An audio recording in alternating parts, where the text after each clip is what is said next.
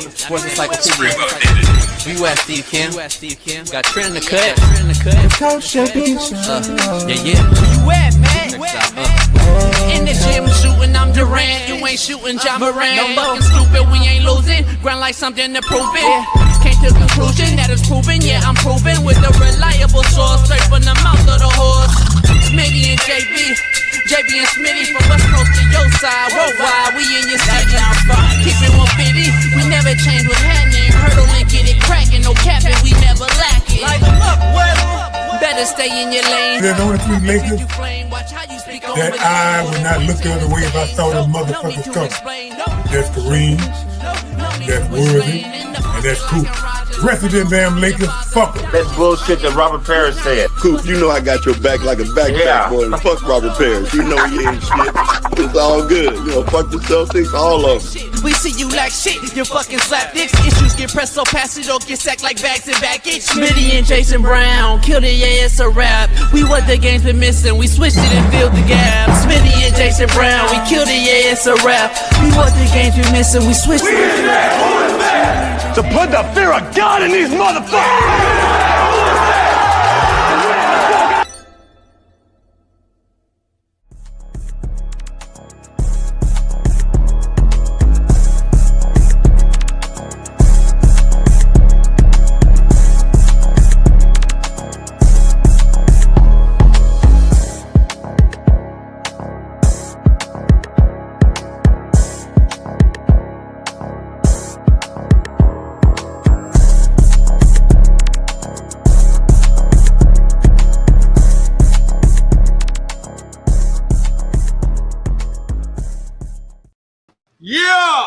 We are in the building. Talk that talk Tuesday. So talk and I will talk back. We are in the building. We got a loaded lineup. Big Matt's going to make a special Tuesday appearance. Since yesterday was a holiday, we were off to talk Colorado. And Steve Kim joins us fresh back from Miami as he visited the Hurricanes on their big victory over at Notre Dame. So we're going to break that down with that. Dr. Jesse Morse is scheduled for today, but he's going to reschedule. We're going to reschedule him since it was a holiday. And we'll have him on maybe this Thursday, right before the Thursday night game, give us some injury updates, and then moving forward. Now, moving forward real quick, Sheldon Dave, current Smitty's homeboys, current D tackle for the Washington Commanders. He'll be on Tuesdays, along with NFL veteran D tackle Braden Fajoko. He'll be joining us every Tuesday as well.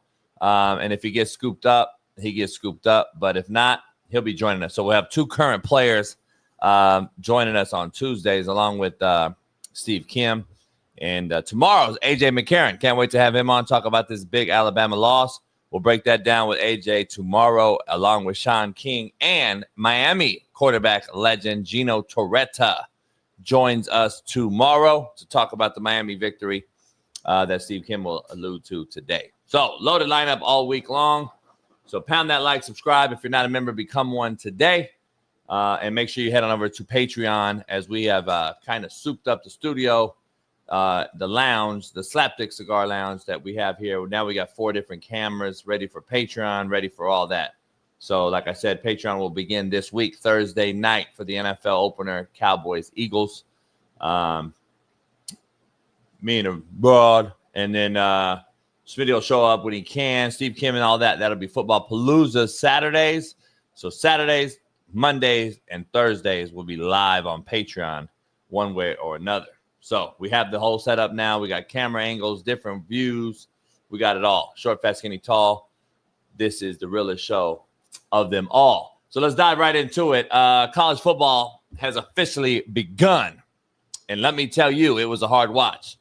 I have officially come to the agreement with myself that quarterbacks make the overall quality of the game much, much better. Obviously, makes it enjoyable to watch, especially as a person who understands it in totality as I do. Having said that, the NCAA has ruined college football with allowing quarterbacks to transfer at an all-time high. The NIL bag grab era has contributed to this god-awful play on the football field. We allow quarterbacks to transfer 4 times in 4 years. There were only 3 quarterbacks who returned to start this season for the same team they were at last year. The other power programs have transfer quarterbacks starting who arrived on campus as late as February, as late as March in Gio Lopez's case in point. Gio Lopez, who got there after winter conditioning and looked about as bad as you could. And then they throw in Brad Johnson's son, Max, who stayed at North Carolina after a horrific leg injury and looked good. But what do I know? We now expect him to be brought into this program, these 4-time transfers. Bring them in, start, lead them, and then be developed by a mercenary coach, a coach who's just going to hop around as well now, chasing a bag? Stop it, people. It's time to wake up. The NIL bag grab chase not only has begun, but it's bigger than ever before.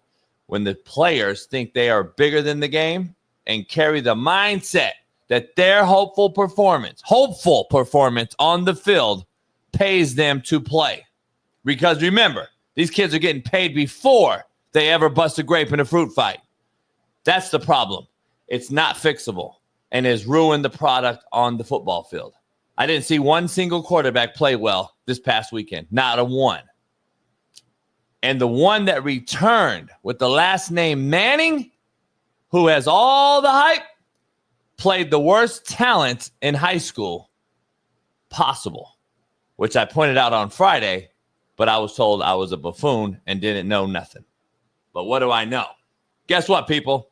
He returned with the same coach who is playing and calling the plays in Coach Sarkisian. And guess what the common denominator is? They got a bunch of transfer new booties as well. So again, the entire system has been ruined, and it is failing the sport we all grew up watching, loving, and admiring. I mean, a guy left Boston College, quits on his team, gets paid an $800,000 bag to go to Florida State. He plays street ball, runs past Alabama, who looked like a fucking JV team stuck in the mud, and now we're all calling him the next Heisman Trophy winner. This shit is a joke. Quarterback play has been compromised, but what do I know? What I do know is my Far East Sider, Naptown legend, 317, LeBron hairline having, Lamar Jackson loving, AR5 defending, Caitlin Clark jocking. Big Smitty joins us on a Tuesday.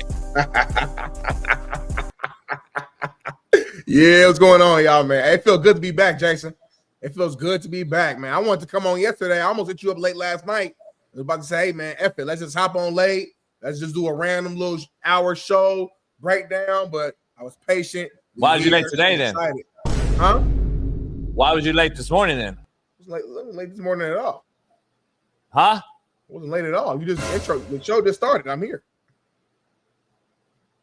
Well, no one knows when you're here because I do like 5-minute intro so that you could be late, but you're late. No, I've been here. They don't know. They don't know you're late. Here. When I hopped on, actually, you were walking around, walking ash outside or getting coffee or something. Me and Bailey was talking for like 10 minutes, just chilling. Catching up on life, everything. I texted. I was like, you don't work at Fox no more. You should come in early and maybe get shit done. But anyway, we got a lot going on. No. You ain't doing nothing. Huh? You ain't doing nothing. Bailey doing everything. Ball State got murked, but Jason Whitlock said he's happy about how they played. No, I'm not. Agree, disagree, homie. I mean, he played Purdue. I mean, Power 5, you know. I don't care. We didn't score. Huh? We didn't score. It was a goose egg. There's nothing to be happy about in a goose egg. I didn't see it. When I played, if we play like a bigger school, a Clemson or whatever, and like we knew we probably wouldn't win that game, we would show flashes though. We would have drives where we go down the field and score a touchdown, a couple touchdowns, and it's like, okay, boom, they didn't score. You was like, we put our pants on one leg at a time too. We'll show up, right? At least. But we actually showed up though. We actually showed up and like, okay, made it interesting for like a quarter and a half, maybe a half. But you're saying last night they didn't do that. They didn't do anything last night. When I played, we upset IU with a game-winning field goal and stormed their field. We beat Virginia. We beat South Florida. These are teams that like it's documented. It's Googleable. You can look it up. So we playing at Purdue. Purdue can win. I'm cool with that. I understand that. But to get trampled by them, I'm very disappointed. We gotta play better than that.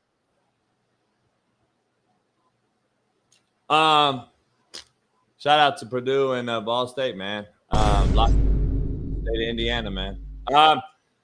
We got a lot going on, Big Smitty.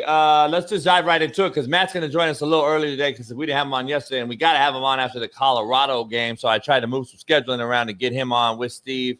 Normally, we'll have Sheldon Day and our boy, our Uso, D-tackle, longtime Charger and Stiller, Braden Fajoko will be joining us on Tuesdays as well. And then we'll move around Dr. Jesse Morris, get all our injury updates. Maybe we can move him to Mondays. I'm going to ask him right after the weekend with the injuries and stuff. But I thought he said last year he don't get the injury thing till Tuesday, though. That's what I'm saying. So I'm trying to figure out how that would work. Maybe we have Wednesday, right? Wednesday, maybe. I like them on Tuesday. We got loaded. We just got so many people. Tomorrow we got AJ McCarron, Shaun King. We're gonna talk about Bama. I love T Rich's take on their show. Can't wait to have them on and talk about them. And sometimes we'll do a duo, Matt. With AJ and T Rich, like their own show, kind of.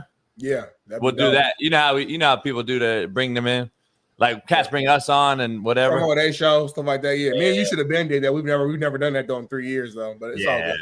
Because I'm white, you're black. AJ though will be on every Wednesday though. Of course. Yeah. All right. Just a little update. Everything going on, Smitty. Happy to be back. Long weekend. This 3-day weekend was longer than the 2-week off vacation. Yeah, it was. Because I did a lot of stuff actually. What'd you do?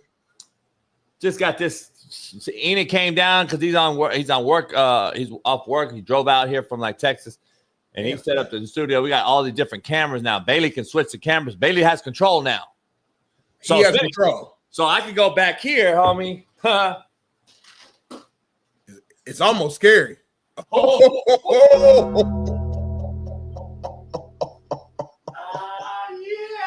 got the bitch with me with the titties out. She'll be here making drinks on Mondays and Thursdays for Patreon. What? Walk around, little ass, baby. Walk around. So I got an angle right at like the cat and the ass and the titty. You damn near got to pay attention to what you got on your feet now, too, because like when you walk, we can see everything. So we saw your throwing flops on. We saw the throwing flops. Oh, I don't care. I don't know. Yeah. I was saying like you a big time like game banger with throwing flops on. So I'm just letting the crowd know that. And then when you're here, you sit here. Yeah. This is your home camera now. That's like my actual ISO. I love it. I go over here, I got my own ISO. Now that helps when I'm cooking, the reels is easier to cut. Just go to my ISO. Go to your ISO. And now I'm in the middle again. See, we got 4 cameras now cracking here. Enid's a bad boy. Yeah, Enid, and did like in 20 minutes. Enid should like be getting big money from somebody. Yeah, I can't pay him though. But yeah, like it's crazy. Hopefully we can pay him, but yeah. Shout out to everybody. Too good right now. Yeah. Flip flops are white. That's white people shit all day. I never wore them my whole life growing up until I just don't ever leave the house. You ain't got to like validate. It's okay. No, I don't give a fuck. Now that I don't leave the house, you're white. I don't wear shoes now unless I leave the house. So like it's crazy. I just sit at home. You're like 100% like a white dude. I watched a video. I should have sent it over this morning. And it was talking about Travis Kelce, how like he kind of dibbled and dabbled into like. Yeah, I sent you that. For a little while, and then but they always go back. I sent you that. That's your phase right now. Like you was in it, you grew up in it, like that's real. That's like you didn't dabble, you were actually in it. And then once you got a little bit of money, went back. It makes sense. Like it's cool. Yeah, but that's not true at all, though. It's actually like furthest thing than the truth. I just now you mature and grow up, and then you see the fake shit that you were told in the hood, and then you got to combat it and then go back to the hood and tell the homies, "Hey, this ain't how it is, dog." The problem is you don't go back into the homies. So that's the problem. I do all the time. But anyway, quote of the day, Smitty. Quote of the day is brought to you by BetUS TV. It's okay to walk slowly, just not backwards. Yeah, I walk slowly because I creep around. When I used to hit licks and rob people's houses and shit, I was walk slowly, but then I never back. Huh? You said you do what back in the days? Nah. And then I walked backwards, homie. So I was like, you never walk backwards, though. You got to face it. You know what I'm saying? Just walk slowly, though. As long as you moving, homie, and you moving in the right direction, might get knocked down and get back up. Yeah. It reminds me of the tortoise in the hare. Yeah. Keep moving. Contrary to belief, brought to you by Valor Energy Drink. Head on over there, use our promo code Coach JB, get 20% off today. Smitty, losers quit when they fail. Winners fail until they succeed. Ooh, ding, ding, ding, ding, ding, ding, ding, ding, ding. Top 10 alert, top 10 alert, top 10 alert.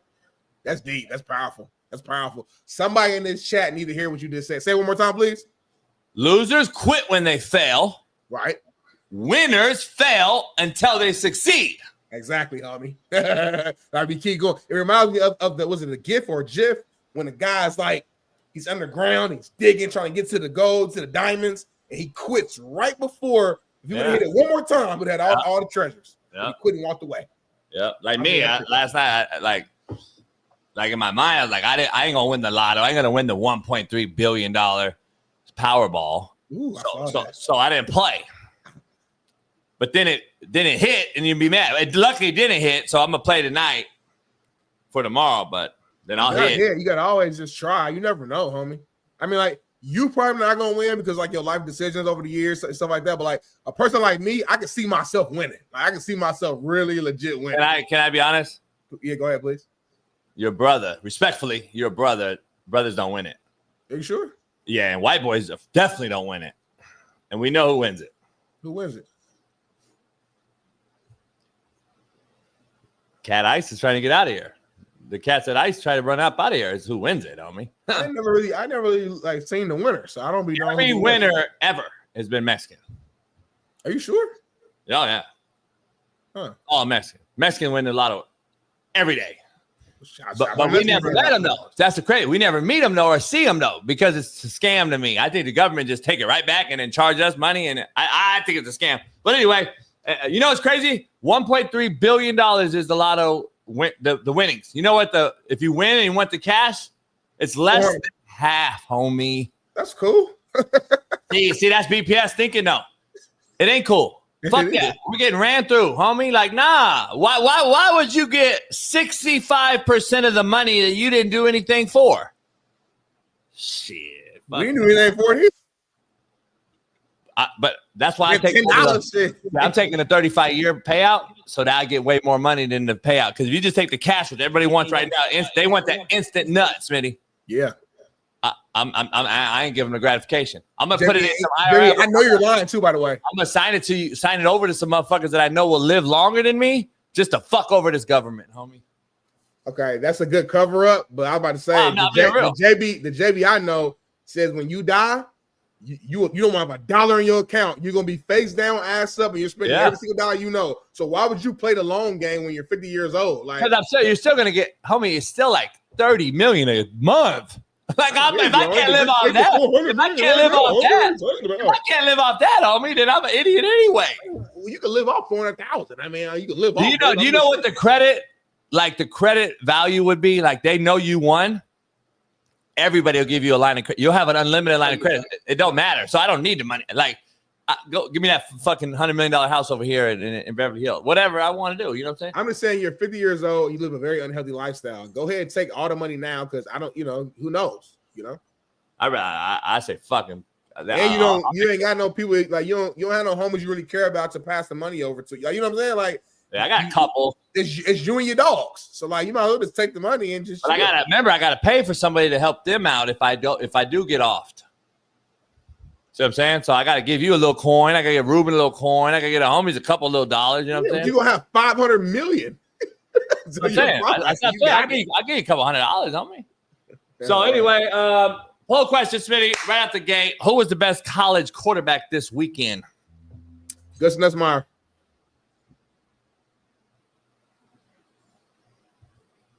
I thought Nussmeier looked really good. I got no argument. And we're gonna get to our list maybe later, but like I thought the way he led that team, man, the way he threw the ball, he looked like an NFL quarterback in my opinion. I don't care about numbers. I care about how the game went, how he managed the game, how the check down throws, like he took what the defense gave him. He didn't try to force a lot. He made the throws when necessary. You could tell that he's a vet who stayed on that same team, who knows the offense, recognizes the offense, been in big games, been in big time situations. And I thought Nussmeier, he had a hell of a game, and I think that's why I have LSU ranked where I have them at. But yeah, to me, I think he was the best. If you want to like go through like a top 3 of the quarterbacks, hey, Klubnik, I thought he had some ups and downs. Like it wasn't like special, but again, he made clean play. He didn't make any big mistakes. He made the plays when necessary. He made a few throws. I was like, okay, that reminds me of the 2023 version of Klubnik with Georgia. And then just because of this guy right here, because he backed up everything he said, I like what Castellanos did, not from a throwing standpoint, but just from a playing within the system. He played within the system, made a few throws down the field that was timely and big plays, but really won the game with his feet. But that's fine. It's college football, man. Do whatever you need to do to go out there and win. And the fact that he talked trash and came in against an Alabama team and backed it up and looked like the best player on the field, hey man, I can't throw no hate his way at all. I remember on this show we were talking about it beforehand. They were like, hey man, he talked all that stuff. He didn't do all that at Boston College. He wasn't all that good, and it didn't work out with his former coach. Blah blah blah blah. Well, he showed out in this weekend. So kudos to you, man. If you talk trash, if you got to back it up, and he did that. So those are probably my top 3 quarterbacks, but Nussmeier to me by far had the best performance. Son of a coach, who I know very well, long time. You would hope he would have the maturation and the process figured out by now, being in the home of a coach his whole life, and Coach Nussmeier, Nuss. But I wasn't impressed with anybody. I'm be honest with you. I wouldn't argue that he was the best, though. Carson Beck showed a little bit of flashes, but wasn't asked to do a lot. Like the quarterbacks, if you notice more and more every single year as we start these seasons off, are asked to do less and less. If you haven't noticed over the last 3 years in particular, we could probably go back further than that. But the last 3 years in particular, when the NIL has become such a big time grab bag and bag grab, and then the portal allowing it to do what it does. So you go from 4 schools to 4 in 4 years. If you notice, they're just not asking them to do a lot. Like the kid Gio Lopez got to North Carolina in fucking March, Smitty, and started on a team with 70 new players, which I'm not going to use as an excuse as why they got their ass whipped. Down goes Chapel Bill, but at the same time, what do I know, homie? This is the exact reason why quarterbacks are bad. Look at them. 3 guys returned on their program that started last year. There might have been more that returned that didn't play. Like, we got Brad Johnson's son. He returned. He didn't start, but he returned. Max Johnson. Yeah, you got all these guys that return, but I'm talking about starters. Like, come on, man. You got the Lenore's kid. You got Arch Manning, and you got new quarterback in Michigan, new quarterback at Ohio State. You got new quarterback at Alabama. You got new quarterback at Georgia. You got new quarterback at Miami. You got and Klubnik was the third. So think about it. And Nuss, sorry, yes. 4. Yep.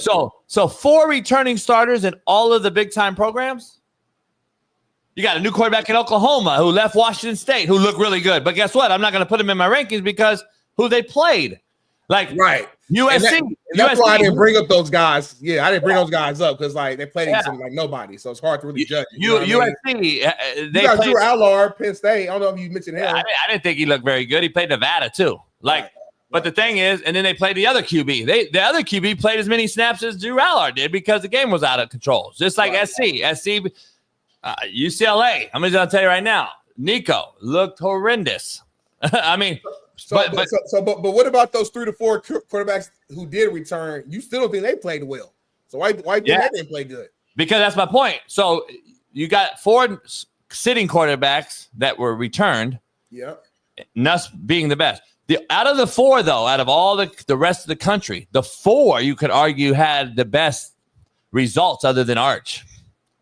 Nussmeier played well. Klubnik played well at times against a good team. But he's not a returner though. He's new. Who? Hey, Klubnik. He's a vet, but he's new to Miami. Klubnik plays for Clemson, homie. I'm sorry. You're talking about Carson Beck. I mean Carson Beck. My fault. Yeah. Carson Beck played well, but he's new. Yeah, I know what you're saying though. You flipped it. Carson Beck, you saying played well on a new team. And I say because he's a veteran. Gotcha. Like, that's the only reason Carson Beck kind of maybe gets a pass. But again, I didn't think he was unbelievable.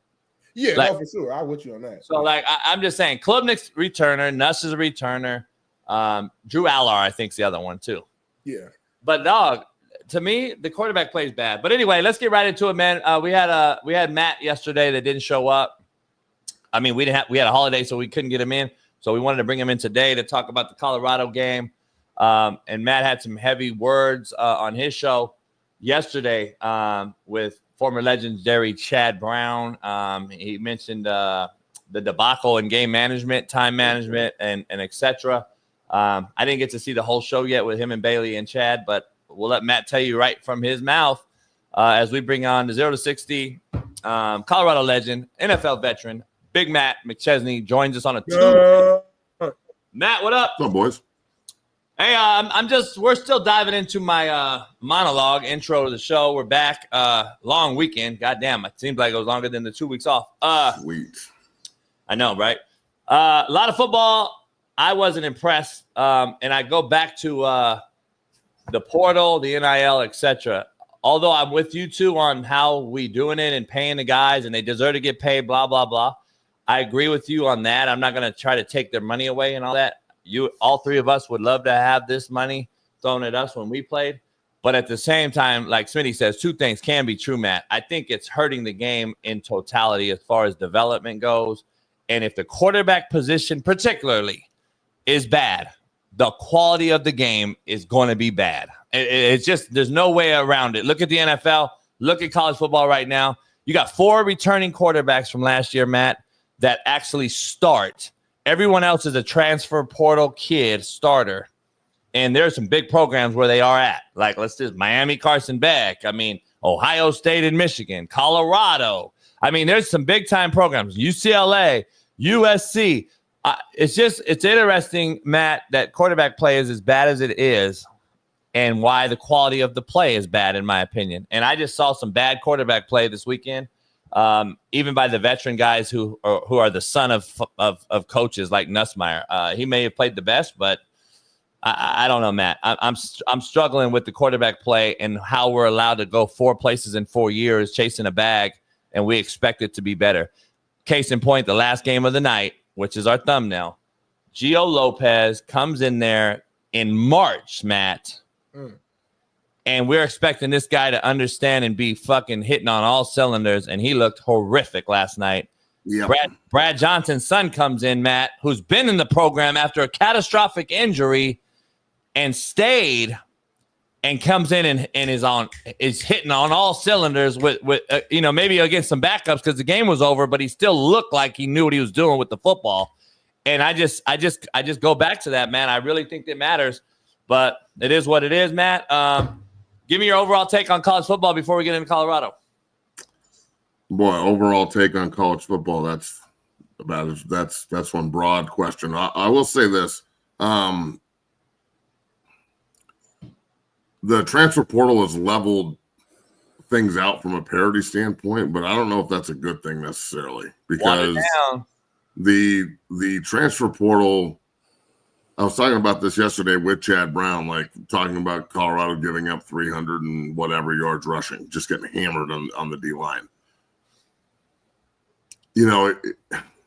Development is not just physical. It's mental. It's maturity. It's growing up. It's understanding, that you're part of a program and a family and things like that. It was so different back in the day. And now I think it's almost impossible to develop as a player. I think it's almost impossible to develop as a coach because they're still getting better and better every day too. Coaches who aren't trying to get better and learn are paperweights. It's impossible to build real relationships with people, which those relationships, require trust and understanding, which is impossible to build. You don't have enough time to do it. You don't have enough time in the trench with each other to do the work. So I'll give better synopsis as the season goes on because it's only 1 week and a lot of shit can change after 1 week. Last year, Clemson got beat like 30-0 and then ended up in the playoff. So 1 week is 1 week, but I will say this: the quarterback play and just the overall college football offensive scheme, it is killing me.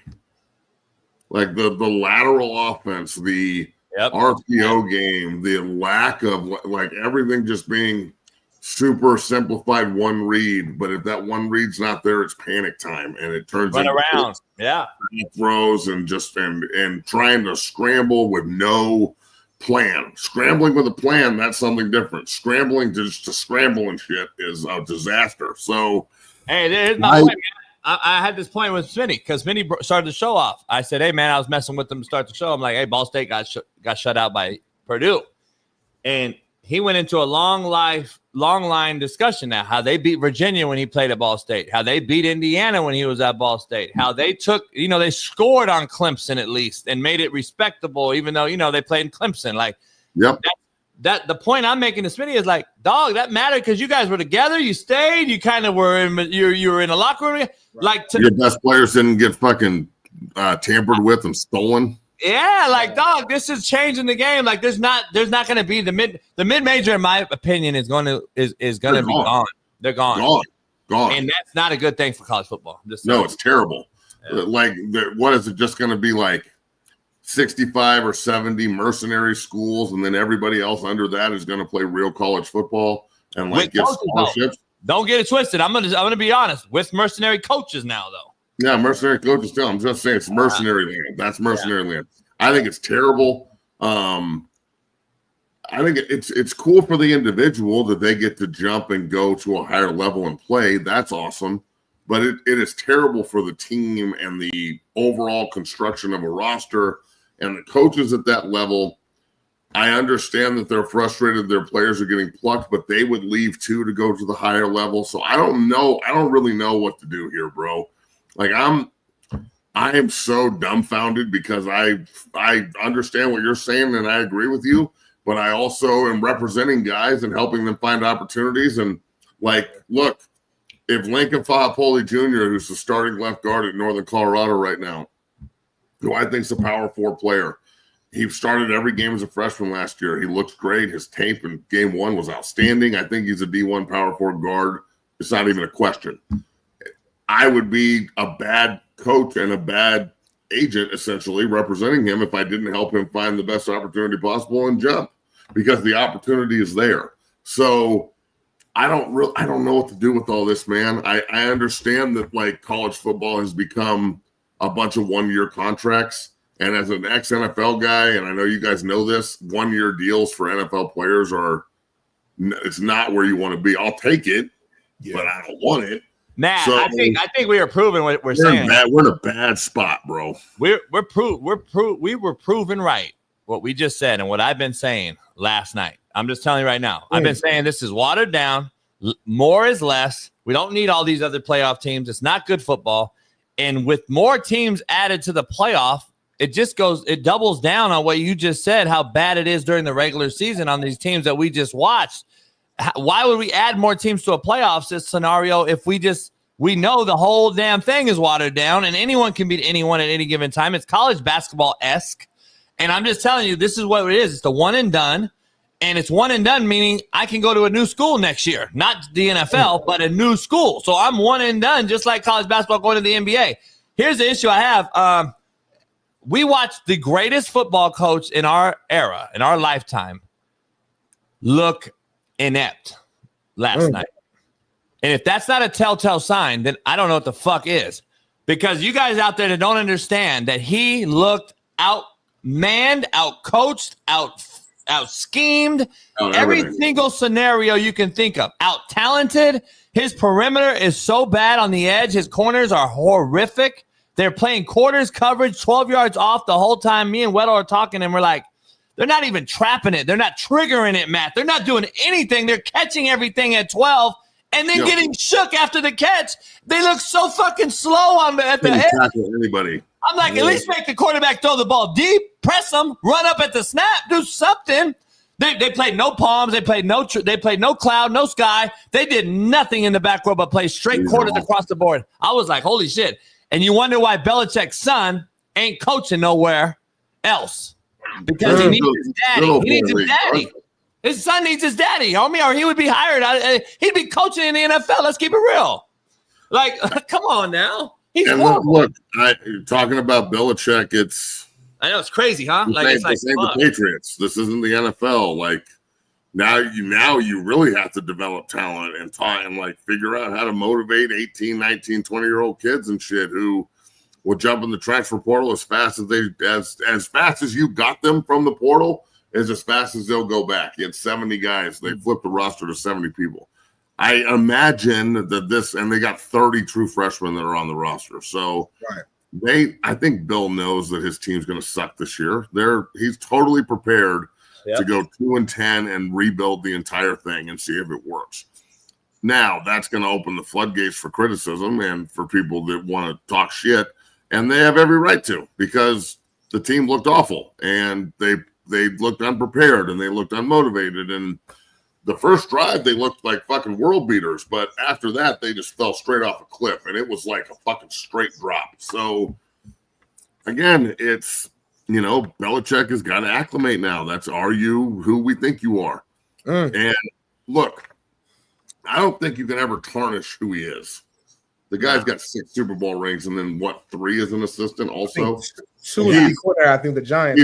He's like, if you want to sit here and talk about like the Mount Rushmore of coaches, it's Belichick, Andy Reid, Don Shula, and pick the 4th one. I don't know who it is. There's a variety of other guys you could throw on there. But you can't take away who he is. It's just a question of, is this a gimmick hire, or is it going to be something that is modeled after? You know what I'm saying? Smitty, there's only 2 ways to take it. They had all the celebrities there, and people are coming out to support, Jordan, and it's exciting. That's cool. Jordan's like, fuck, go to Reebok, motherfucker. I'm taking my shit. Here's the thing. But it's only one game against a pretty good TCU team. A 9-win team. Yeah. Here's the thing, Smitty. I think they can get better. I mean, as long as they don't panic and just fire him in a day, or he quits. Look, I will say this. He looked fucking miserable. But you know what he always does, just a miserable looking son of a bitch. Like he always looks there, right? But fuck, dog. Like a little nothing. We can't get Matt. Even when they scored on the first drive, he just was sitting there like he was like this. Like that's how you're supposed to be, though. You're expected. I get it. But I'm an emotional cat, bro, and football's like. I'd be fired up. First drive, we go down. I'm only emotional when I have to be. Like Coach Beamer over there. I like his energy. Dog. That's big time. And honestly, think about this with kids. They know Bill Belichick is a hard ass. They know he's a prick. They all know. Their dads told them that this guy's always been like that, blah, blah, blah, blah, blah. They're watching YouTube videos. They know. Yeah. You know how cool it would be if they would have turned around and he would have been fucking throwing his headset and look, and high-fiving everybody when they come off the field instead of this. Let me ask you. You better find a way to inspire these kids. They're watching you be all melodramatic and not give a fuck. Maybe that's why they're melodramatic and don't give a fuck. Hello. Hey, Smitty, I got interesting text from some wily veterans last night that these old guys got to go. I'm just gonna tell you like that. I'm gonna keep it like that. They can't fucking relate. What Matt just said. Maybe it's the other side of the flip coin. Let me just throw this out there real quick. And I love Bill Belichick and everything that he does. And I got 3 really good friends on staff, so they know how I am. But let's be honest. You can't not be criticized. Everybody's can be criticized. I don't care who you are. The bottom line is, be careful. Oh yeah, not everybody. You're right. So there's a lot of sensitivity out here in this world. Yeah, especially over in Boulder. So let me ask you something. So wow, that was a shot. You go to Bill Belichick and take over for Mac Brown. Two elderly guys, right? Legends. Yep. But really, it's the same because we don't get the energy. We don't get the relationship with the kid, and there's a very big gap. I don't care if you hire 30 coaches that are 25 and under. It doesn't matter when the head guy is Bill Belichick with all these rings on his fingers. But here's my question to you, Matt and Smitty. He has a 24-year-old broad. Mm-hmm. He has all the money in the world. He makes $10 million a year here. He has 9 Super Bowls. He is the creator of what we know of Tom Brady, the GOAT. Like, let's just think about it. What the fuck is driving him to coach North Carolina to where he's going to get up tomorrow and be hyped up on the sideline at 73 years old? I don't see it. I don't. Love for the game. I just that's don't. it. That's really the only thing. It's impossible. He doesn't look like that's the only thing that's left. Like, no, I hear you, but it's impossible to me. At 73, he's not 50. Like, so you're saying Belichick unconsciously isn't giving his best foot forward. That's basically what you're saying. I'm not saying unconsciously. I'm just saying, like, there's nothing to acquire, attain. He's done it all. There's nothing to. What's the goal? Like, what's his dad played there, so he had to coach there? Like, that's what we're really talking about here? Like, do you really think he's going to turn 40 years late, bro. 40 years late for that deal. He's 40 years late. Championship? No. Like, they showed that last night. They were like, 3 coaches have won Super Bowls and national titles. Now, all 3 of those coaches won national titles before they won Super Bowls. Right. And he's trying to do a reverse. I personally don't see a world where, like, 4 years from now, North Carolina is number 1 in the country and running the playoff. The playoff makes it pretty fucking hard to win a natty, bro. Like, oh yeah, that is a gauntlet to get. You know what the crazy part is? Like, more votes. Like, you got to win fucking games. Yeah, you got to. Yeah, that's what I'm saying. I don't know if at 73 years old or whatever he is, you got him, Pete Carroll, Andy Reid, and he's only 65. So the older guys in this whole thing. Are still in the NFL though. Like the college thing, there's a reason why Nick Saban stepped out and Bill walks in. The timing just don't match up, dog. Do we think he did it though? Because we all know he wants to coach in the NFL, but it seemed like it wasn't a big buzz for him this offseason. So it's like, what? Nobody wants him. Nobody wants him, right, Matt? So it's all right. If he wants to coach, he's gonna go where he's wanted. So go ahead and go to North Carolina, have a good year, let his son take over, and then he goes back to the NFL. I think that's the point. Okay, but what does he have to do at North Carolina to show that he can go back to the NFL and he's somebody that they want to hire? Is he going to North Carolina to learn how to, like, be around the younger generation and be cool so he can go back to the NFL and actually not have everybody in the fucking facility absolutely hate his ass all the time? I don't really care. Because I'm old school and, like, I know that I'm not friends with the coach. Like, he's got a job to do. I have a job to do. Honestly, the guys that are pricks and more demanding, those teams are usually better than the fucking guys that just let you get away with whatever the fuck you want. Even though Andy Reid's a player's coach, he's still an unbelievably demanding fucking win-first coach.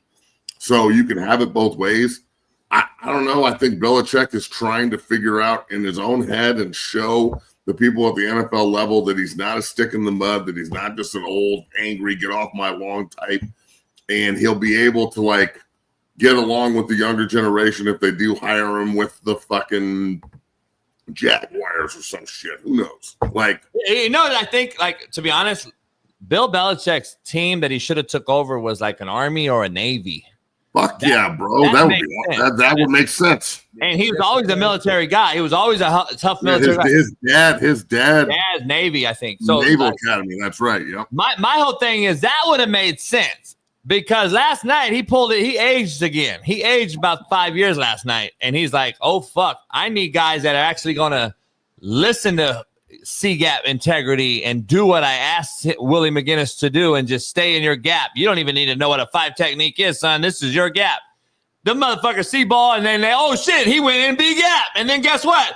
How many times did fucking TCU get outside? There's no way there's no way a Bill Belichick led defense, Matt, had the defensive end slanting over and over with no spill player to exchange that gap. No way. I've never seen a defense. I watched them both the DNs run straight to the mesh point, but stop. And like they would run up and stop their feet and watch. Yeah, and I'm like, bro, I don't care if both of you run into each other. The quarterback in the middle, go knock the fucking shit out of someone. And go make a disaster. Or maybe here's what's going to happen. Buy a ticket. He don't have the ability today to cut the kicker for dropping the snap. That's going to be the biggest problem I see. He can't cut the center from having bad shotgun snaps today as he would in the NFL after a Monday night loss or a Monday night game by a guy that made mental errors like dropping the perfect snap on a punt. Right. He's now facing that. He don't have the opportunity to go cut 5 guys for having horrific head down missed tackles at the corner spot. He can't do that. This is going to drive Belichick crazy. He can't go in the portal right now and grab him another kicker that can catch. He wants to though.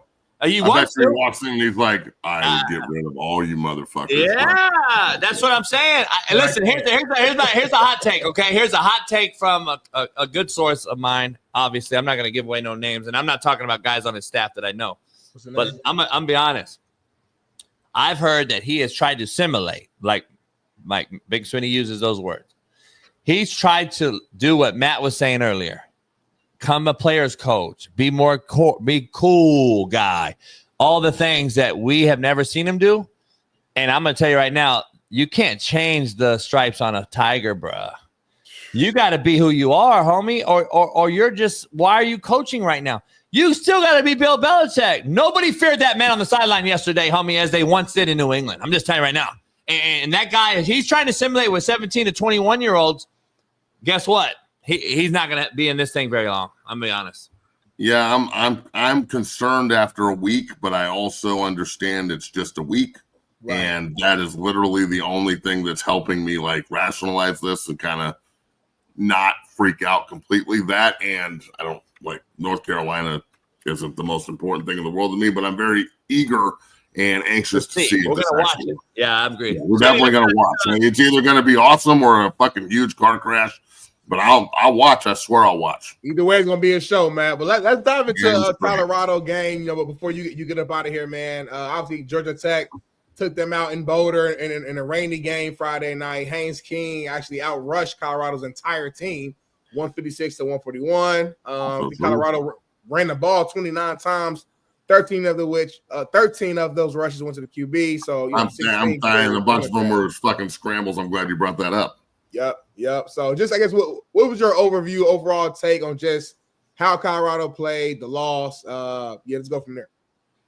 I thought CU played not to lose. They didn't play to win.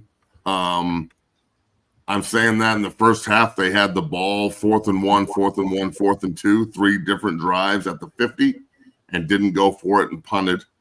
Instead of going that, you go for that in college football, especially with the running quarterback and the biggest offensive line in the Big 12 and all this like offseason talk about how physical they are and they're changing and yada, yada, yada.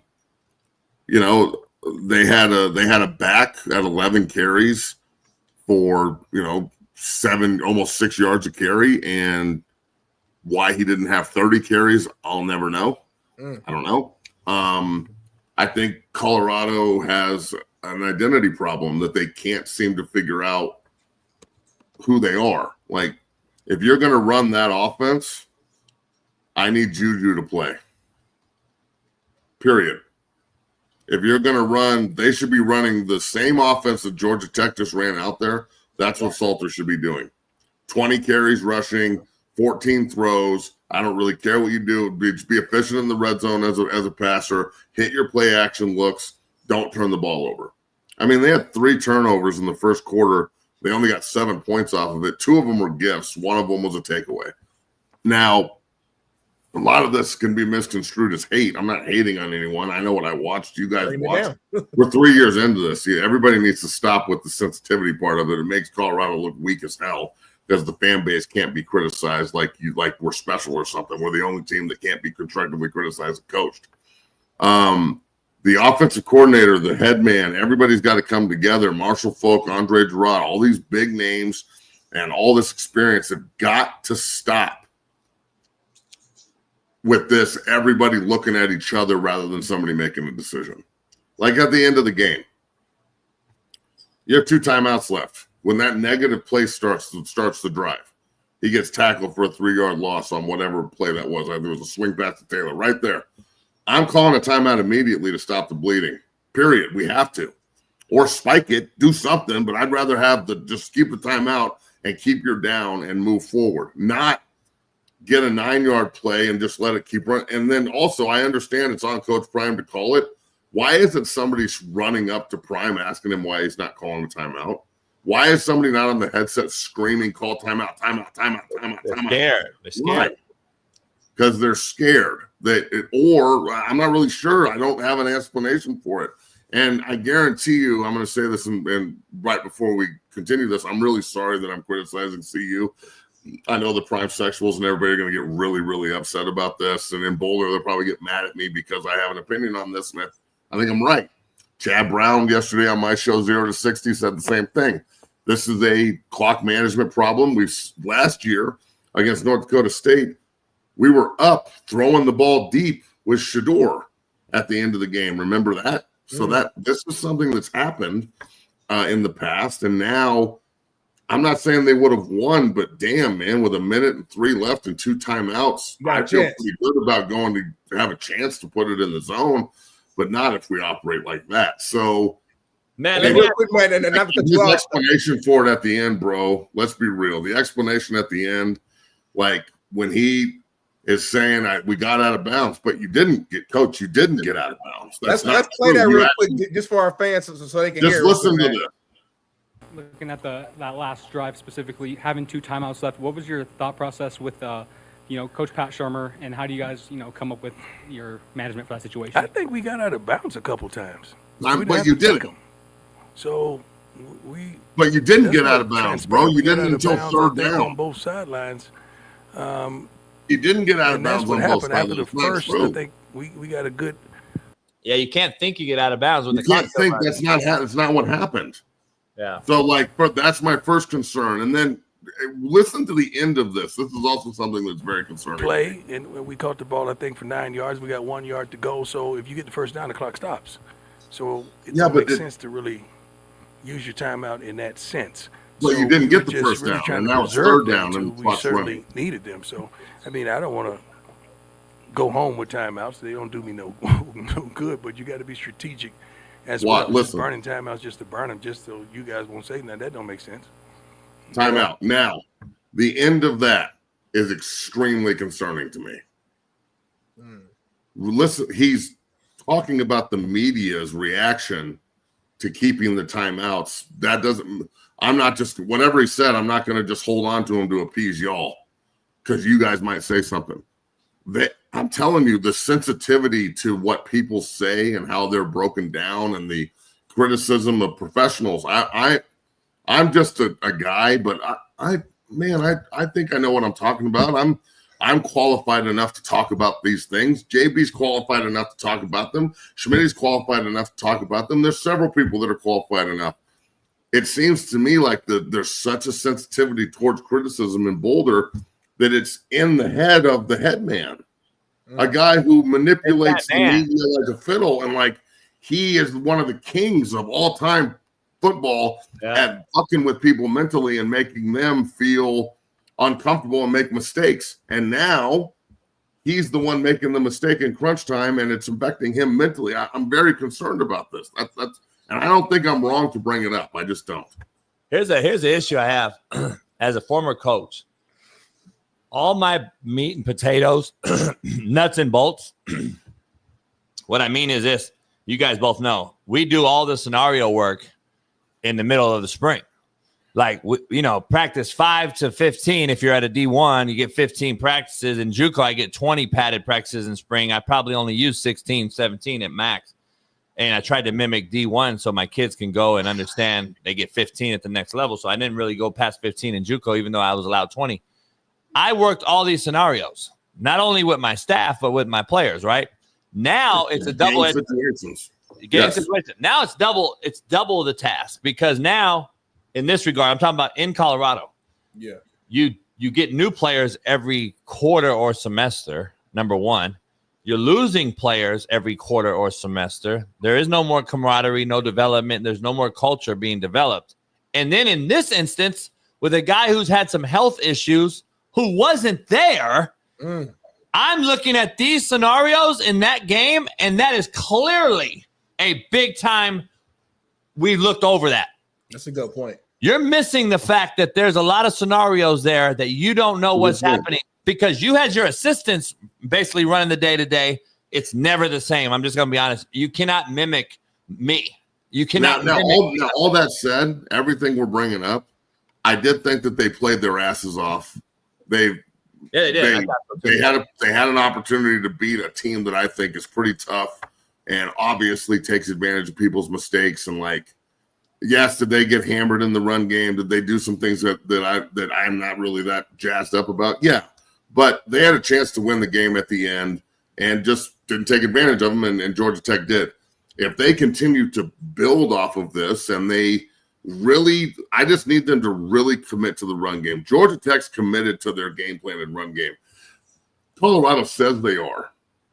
But I think that they could have had 300 yards rushing if they actually give the pill to the back 25 times. He averaged 6 yards a carry on 11 carries. Salter had 13 carries, but a bunch of them are just scrambles. So they've got to be more deliberate in the quarterback run game, putting 11 on 11 and really getting vertical rather.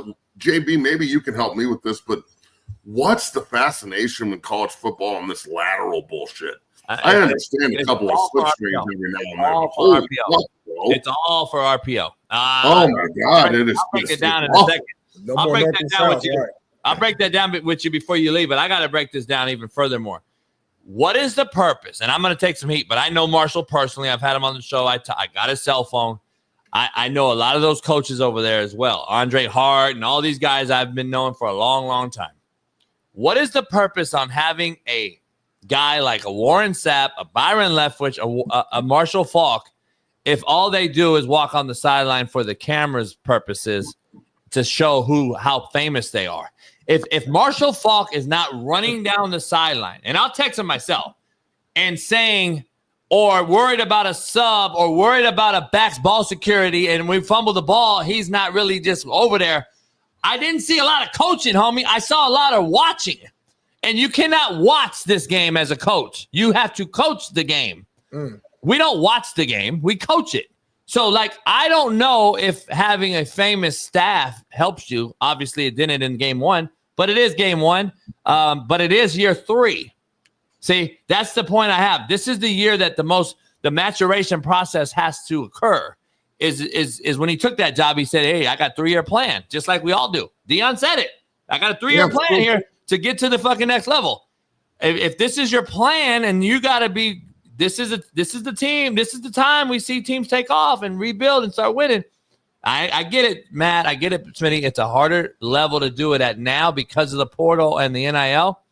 But at the same time, no one cares. There's no excuses anymore at this level. You're Deion Sanders. You can bring the guys in. You got the face.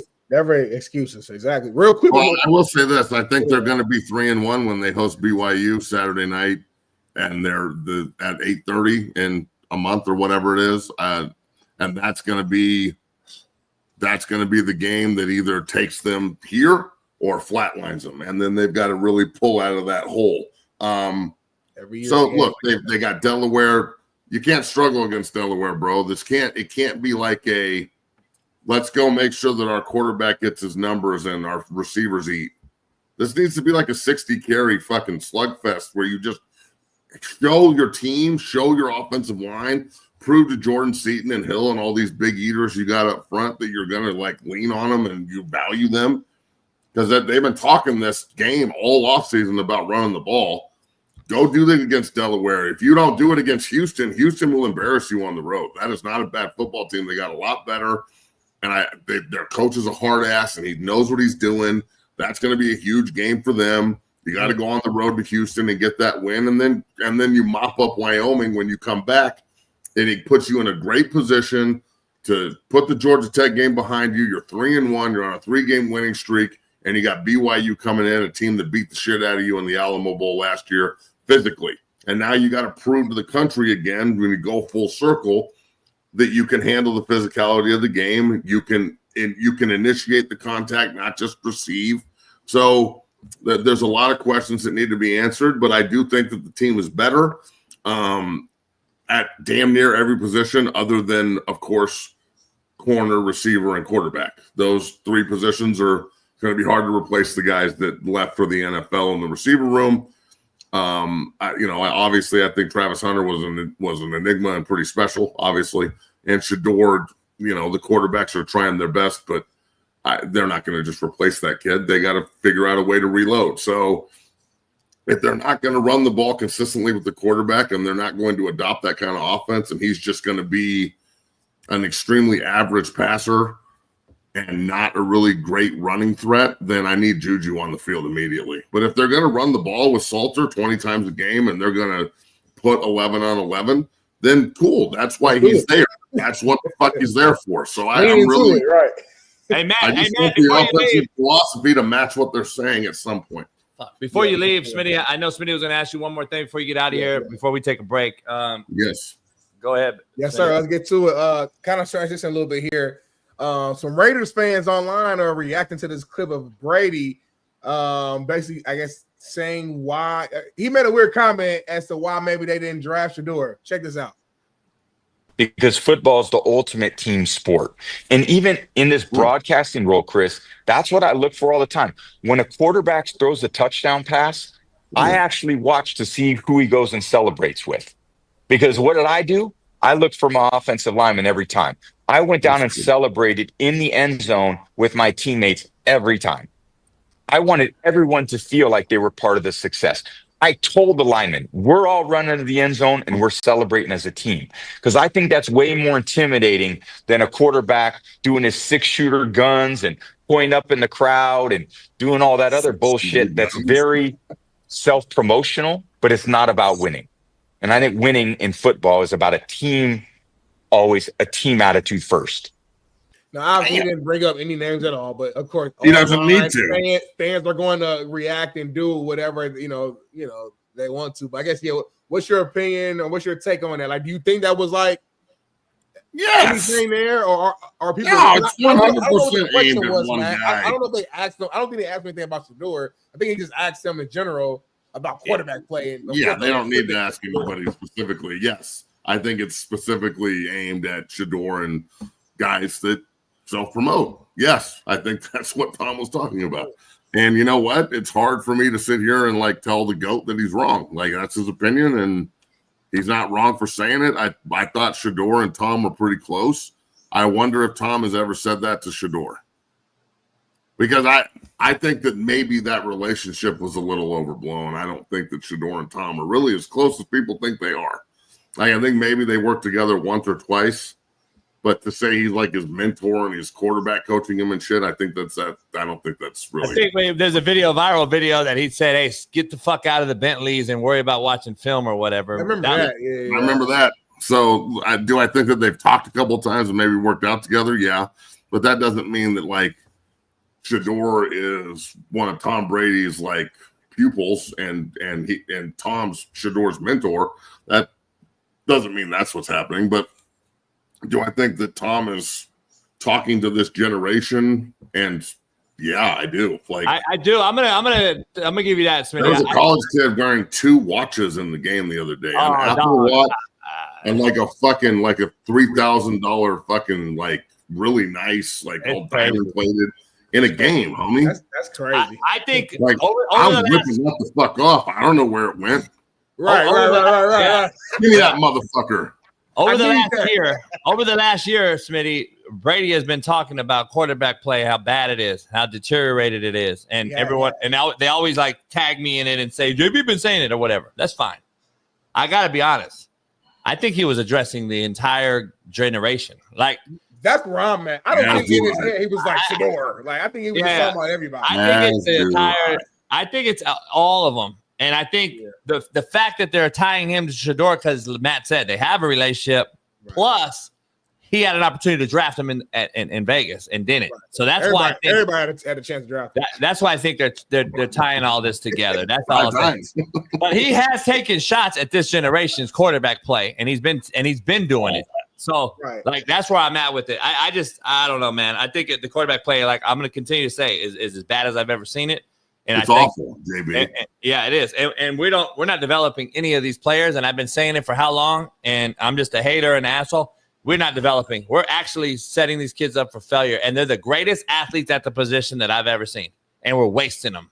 And that's the thing is the pundits and the community out here that don't understand you or me or guys like us, they think that we're jerks when we talk about this, but actually we're the ones that care the most. That's exactly right. Like, we're trying to shine a light on the fact that it's impossible to advance in this game, especially as a quarterback of all positions, if you don't know anything about the position and you think it's physical. It's not physical. The quarterback position is all mental, and then we'll take your physical traits and apply them. But like, if you can't protect yourself by knowing the protections, if you don't know how to articulate what you need to your offensive line because you've been in 4 different fucking buildings in 4 years and you have no relationship with them, that's a problem. You're supposed to be the leader. Like, this is an issue, to say the least, which I don't know an answer. I don't know how you fix it. Man, I know how you don't fix it is this. Take a look at this. We're sitting here saying that these are our trainers. What the fuck is going on here? This is the broad I had on the other day. Lord Jesus. Oh, the chick that doesn't know what a 3 technique is, but she works with Sabrina. I had no knowledge. This is Sabrina. No knowledge of this, Sabrina. I had zero knowledge. Like, yeah, look, I have no doubt that she's a trainer and a strength coach. She's measuring body fat, BMI. That's all she's doing. Yeah, man, I don't know what's going on here. This is our future. This is who's training our guys. I think that maybe we should get her in the film room. I don't really care if she's measuring body fat. She's measuring dick fat. Fuck out of here with that bullshit. Fucking, what is she training? She's over there measuring dicks. I'm so fucking tired of this bullshit. She's really not, though, Jason. Yeah, she is, homie. Why did this video make you mad? You know why? No, let's start there. Can I tell you? Mad about this? Can I tell you? I would love to hear you two argue about this. Hold on. Hey, Matt, you know why it is? I'm going to drop the mic. I'm just listening. Because if Matt and I were touching a female right here and measuring her, we'd be a fucking pedophile, homie. That's why. Well, that's why they don't belong in our fucking space. That's why they don't belong in our fucking space. That's why she don't belong in our fucking space, homie. Nah, bullshit. Oh yeah, well you know what I'm saying, Matt. Matt, you know what I mean. They would be calling us everything in the book. We're fucking missing inappropriate. We're fucking we're this, we're that. But she can touch a motherfucker. If that dude had a heart on, she'd be touching the tip of his dick. I don't really. Smitty, go. I don't really know what to say. I don't know. This one caught me out of left field. He called me out of left field. This went on the rundown. I looked at the rundown, but they didn't put us on the rundown, so this came out of nowhere. So fuck them. Anyway, shout out to Weatherly. Hey, Matt, we're going to take a break. Steve Kim's after you. Much love. We'll see you Friday. Break down Thursday night's Eagles and Cowboys game without Micah. NFL's here, baby. I'm excited about it. 0-60's rolling today. We had Chad Brown on yesterday. He called the CU game. If you want to go back and watch that show, it was pretty awesome. But we'll be back today at noon. Bailey and I will be back on the ones and twos and talking shop. And then I am excited for Thursday night, bro. The NFL's back and we're rolling. So see you guys Friday. Man. I love it. Peace. Yeah. Hey, Smitty, I hit. She wouldn't let you. She'll never give you any of it. So. But I hit just like all those guys going to see her would hit. That's why they're there. It's all, but everything you're saying is all like a wish and a dream. That's why they're there. She'll never give you none. Shout out to Sabrina Parr. We'll be back in 3 minutes.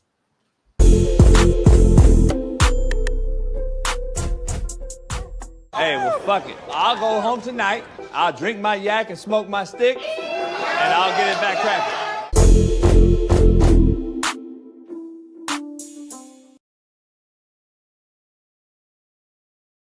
Back at it on the Coach AB Show with Big Smitty, as we have a proud new sponsor.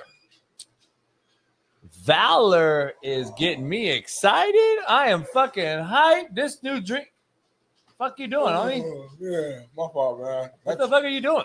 I'm sorry, man. That drive killed me, man. I'm exhausted. 2-hour drive. Oh, you don't know why I'm excited and hyped already? No, I know it's 5 a.m, but goddamn, homie. What's going on, homie? We got this new sponsor. Valor.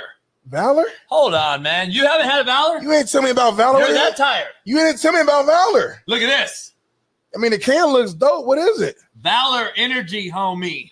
All right, well, let me try it real quick, man. You want to fucking pick me up? Shit. Does it really work? What? Watch out, homie. Oh. Yeah. Oh, shit. Is that a bullshit? It's instant energy, homie. It's instant energy, homie. So you're hyped right It's now. instant energy, homie. Oh, Cheers. Cheers. Valor. Blueberries and cream, nitrogen infused. No. Berries and cream. No, this nitrogen is my favorite. Blueberries and cream, my favorite flavor. Berries and cream. Blueberries. Matter of fact, I got another one over here. Orange cream infused, homie. Wait up, there's 3 different colors? 3 right here. I heard it's more on the website. Kelly, you like Valor? You like it too, Kelly? The dogs like Valor. I wouldn't give it to the dog, but they probably would like it because its flavor is amazing. Blueberries and cream. And you can mix it with tequila and vodka? What's the website, homie? What's the website? We got to tell them to go to the website right now because I heard that they got even more than one flavor. Go to valorenergy.com right now and use promo code Coach AB and get 20% off your first order. Through the month of September. I encourage all our fans, our loyal fans, to post a picture with their Valor just like Smitty and I do and enter a sweepstakes. Our winner will guest host a show with Big Smitty and I. You ain't gonna guess host the whole show, but we gonna bring you in and let you talk for about 5 to 10 minutes. I'm gonna be real with you. Tag Coach AB, tag Valor Energy, post a picture, hashtag, and we're gonna bring you on the show for a few minutes, man. Valor, VALR energy.com. I'm hyped up right now. Look at these Valor t-shirts, merch. We got it. Woo-hoo. Look at that backside for me. Way more athletic. Way more athletic. Valor. Check it out. Coach AB, promo code 20% off right now. Peace. Ball blitzing is one of the riskiest and smartest moves a defense can make. In today's Football 101, for the girls, we are going to discuss it. A blitz is when the defense sends extra players to pressure the quarterback. On our board, here is the defense, down here is the offense, and this little pink cutie is our quarterback. Typically, the defense is going to rush 3 or 4 guys, usually these linemen, to try to get to the quarterback. So these guys are going to try to sack the quarterback. It's the offensive line's job to prevent that from happening, so they're trying to stop these guys from getting to the quarterback. But during a blitz, they're going to send extra guys, usually the linebackers or the defensive backs, to try to get to the quarterback. So these guys usually drop back into coverage, like go this way and try to keep the ball handlers from getting past here. But now, before you go in, JB, this post is for the girls. She led with that, meaning the girls who have no knowledge of what football is. So she's trying to educate them on the very basic level, basic knowledge form of what football is. That's all she's doing. Now, I understand the tone and the look isn't what we're used to in the locker room. I understand that completely. But I don't think she's trying to coach. I think she's trying to tell the girls who are the girly girls who got men who love football, who don't understand why the men love football. She's trying to educate them on the very, very basic level of what football is so that they can have a little bit of an understanding of what's going on. Go ahead, Jason. What is the pink cutie?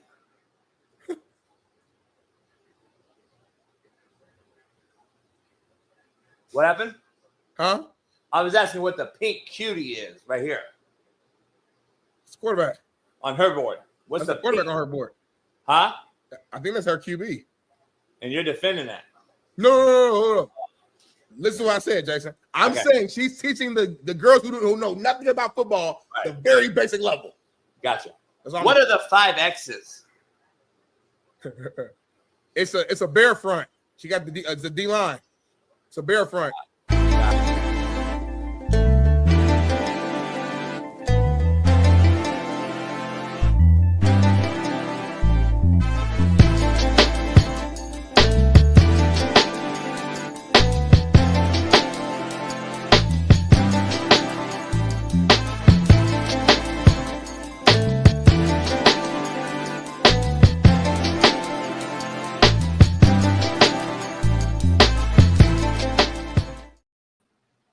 Yeah, we are back in the building. Mr. Souls, email me. I'll drop you my address. Meet me up. Hook up. Meet me up. Fucking bitch. Shut up. I'm tired of you fucking pussies, man. I'm so fucking tired of you keyboard cowardly fucking soldier warriors online fucking warriors. I dropped my address, though. I've yet to see you pull up. But anyway, hit that like button. Hit that like button. Hit that like button. Let's get this bitch started. We got the Korean Cosell himself in the building. Our main man, the co-host, Whitlock Fearless, the 3 knockdown rule. Mario Lopez. Our main man, Steve Kim, joins us after morning. Yeah. I got the blue one behind me. You know what that tastes like? What? Like the sweet taste of victory. Sunday night at Hard Rock Stadium. Wow. Well, let's get straight to it, Steve. You were there live, got to see the action. To me, this was by far the best game of the entire weekend. Watching it here on TV to be able to see it live, man. I know you had just the maximum satisfaction. How do you feel to see your Miami Hurricanes, man, taking out Notre Dame? It's game 1. We are now on to Bethune-Cookman, but from an optics standpoint and in terms of momentum for the program, and Coach Cristobal made sure that this was a big recruiting weekend. Some key targets, some flip targets were all in the building. So you had to come out and put on a good performance, and winning is better than losing. But it's one step. That's all it is. And after the way last year ended with 3 losses in 4 games, you kind of needed to stem that bad mojo, and they got it done. And now you move on.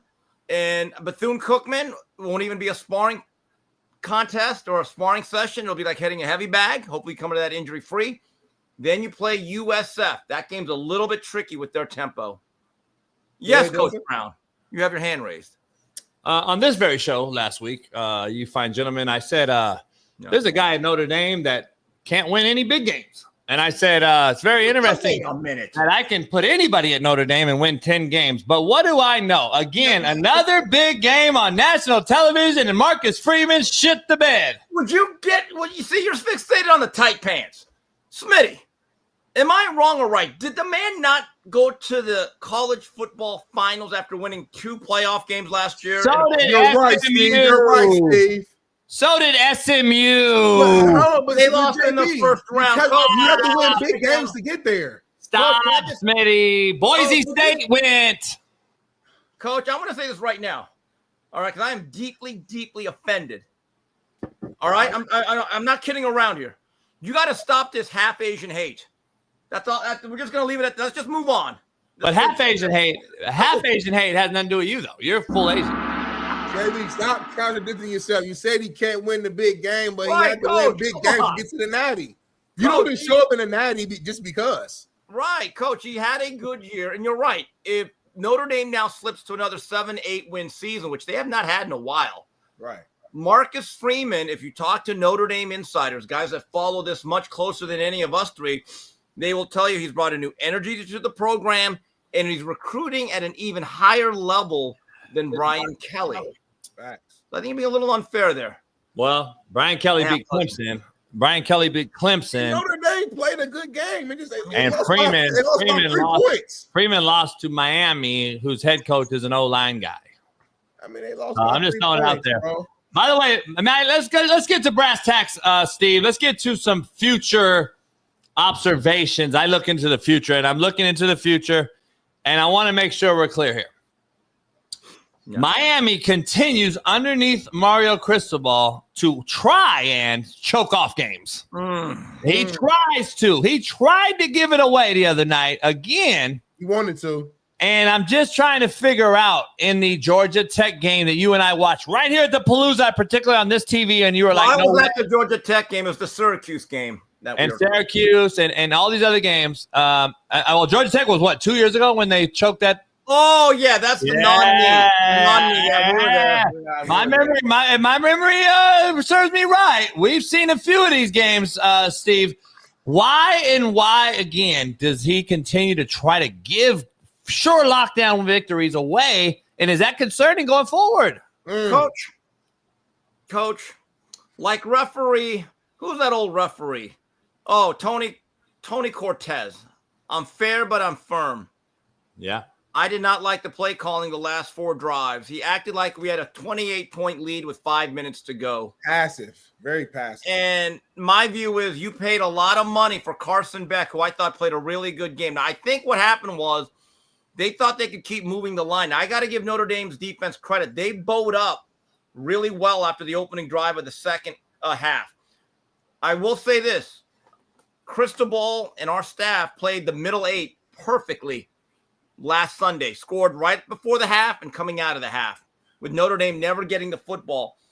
But Coach JB, I said it in my tweet and I said it to other people, you got to put the ball in the hands of your quarterback a little bit and say, hey, don't do anything stupid, don't do anything reckless. But they were now starting to play the run. I think the factor was we have relatively young wide receivers that still need some development, and they have a really good set of corners. And I think that they were a little bit worried by that. Now, maybe in 2, 3, 4 weeks to 2 months, it'll be different. But, JB, you are right. I thought we got way too conservative, and I've talked to some people that know more about football than me. They don't disagree. Happy about Carson Beck's performance or not? Solid. For a guy who has not played in a while, did not go through spring ball, one thing that he does really well, he reads his progressions, and that ball gets out of there really quick. It's C-man open, hit the guy. And he did a pretty good job of extending plays. And the breakout player for this game was Malware Tony. He is going to be an absolute problem in the slot. I'm going to make a bold prediction. They will not miss Xavier Restrepo all that much. No. Yeah, that kid's explosive, man. And he's a true freshman, right? He's 17. Smitty, he actually reclassified. He should be a high school senior. Ooh, he's 17 years old. Usually you're not even allowed to play unless you have to sign a waiver. So it's interesting. It happens a lot, though, in Florida now. Kids reclassifying because, number one, they want to get to the NIL, and they also want to get to the NFL a year sooner. We started it, Steve, in California many moons ago, back when Banning and Mater Dei and Carson were transferring guys back and forth. So a good friend of mine, Derek Sparks, was basically the first transfer we ever heard of. Derek and Leland Sparks. I remember they were big news after they transferred. LA Times used to write about that a lot. He went from Banning to Mater Dei, and unfortunately passed away from cancer a couple years ago. A good friend of mine, coached together at Compton College. But yeah, unfortunate. But yeah, he was the first transfer guy, and that started it reclassified. He reclassified as well. That was the first reclassification that I ever heard of was out here, but it's interesting. One thing I loved about this game, unlike last year's defense, I guarantee you Notre Dame would have at least gotten a field goal attempt off.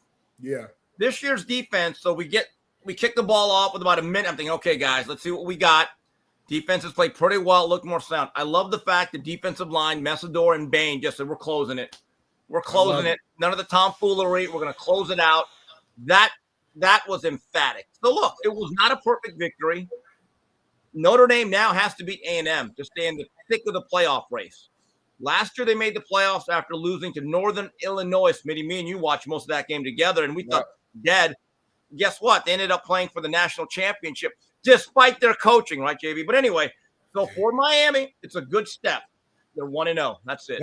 Let me ask you this. And it's funny, you kind of already mentioned this a little bit, but before we saw this week 1, we kind of looked at Miami's schedule and thought it was relatively favorable. But now after seeing week 1 and seeing how, some of these teams play, USF, Florida State, are you a little, not concerned, but a little, a little nervous about, what's ahead? I wouldn't say nervous. I'm realistic. Florida State has new energy. They have some juice now. Yeah. I thought Malzahn and Castellanos, and we'll talk about that a little bit later, were a good fit. USF last year, despite the lopsided score, I watched that game at JB's. That first half was close. Their tempo gives everybody fits. And Byron Brown, if he stays healthy, he's going to have a good year for Golish. The part of the schedule I don't like, and I don't understand this, Coach, Miami has 2 byes in a 3-week span. Before Florida State and after Florida State, and then they play 7 straight games on the road with no byes and 2 games at 2 cold weather venues, Virginia Tech and Pitt. So the ACC, they didn't do a lot of favors on the back end. But, Smitty, do you know Miami does not leave the state of Florida till November 1? I saw that. I was like, what? Yeah. So it's the yin and the yang. It's the best of times. It's the worst of times. I'm not sold on Florida State or Castanel. It's one game, but it's one give a coach. Yeah, we can only talk about week one. That's all we can do. Yeah. It's more concerning on what I saw on the other side. And that's all. And tomorrow we're gonna have AJ McCarron on to talk about it. And I like AJ and T Rich's show because they're like, we're not pulling no punches. This was a debacle. Coach, I have a question to ask you because you can be a great coach at a great program and be a bad fit. Does this have Rich Rod to Michigan feel all over it? Kinda. It kinda does. Listen, this is the Florida State on the regard. Yeah, you're right. It's actually like it's kind of a Rich Rod to Arizona to me, Phil. Because here's the issue. Good friend of mine went with them both places. He went from West Virginia to Michigan to Arizona. Tony Dews, who's now in the league coaching Derrick Henry, but he was like, "Listen, we never got out of the West Virginia success. We never got out of it, and we didn't belong at Michigan or Arizona. We were Southern draw guys." And we went out west. We went up to the north into the steel mill country, and then we went out west into the desert. Never fit in. Same with Sumlin out in Arizona. Right. And it's the same with DeBoer in Alabama. Some guys just don't fit certain places.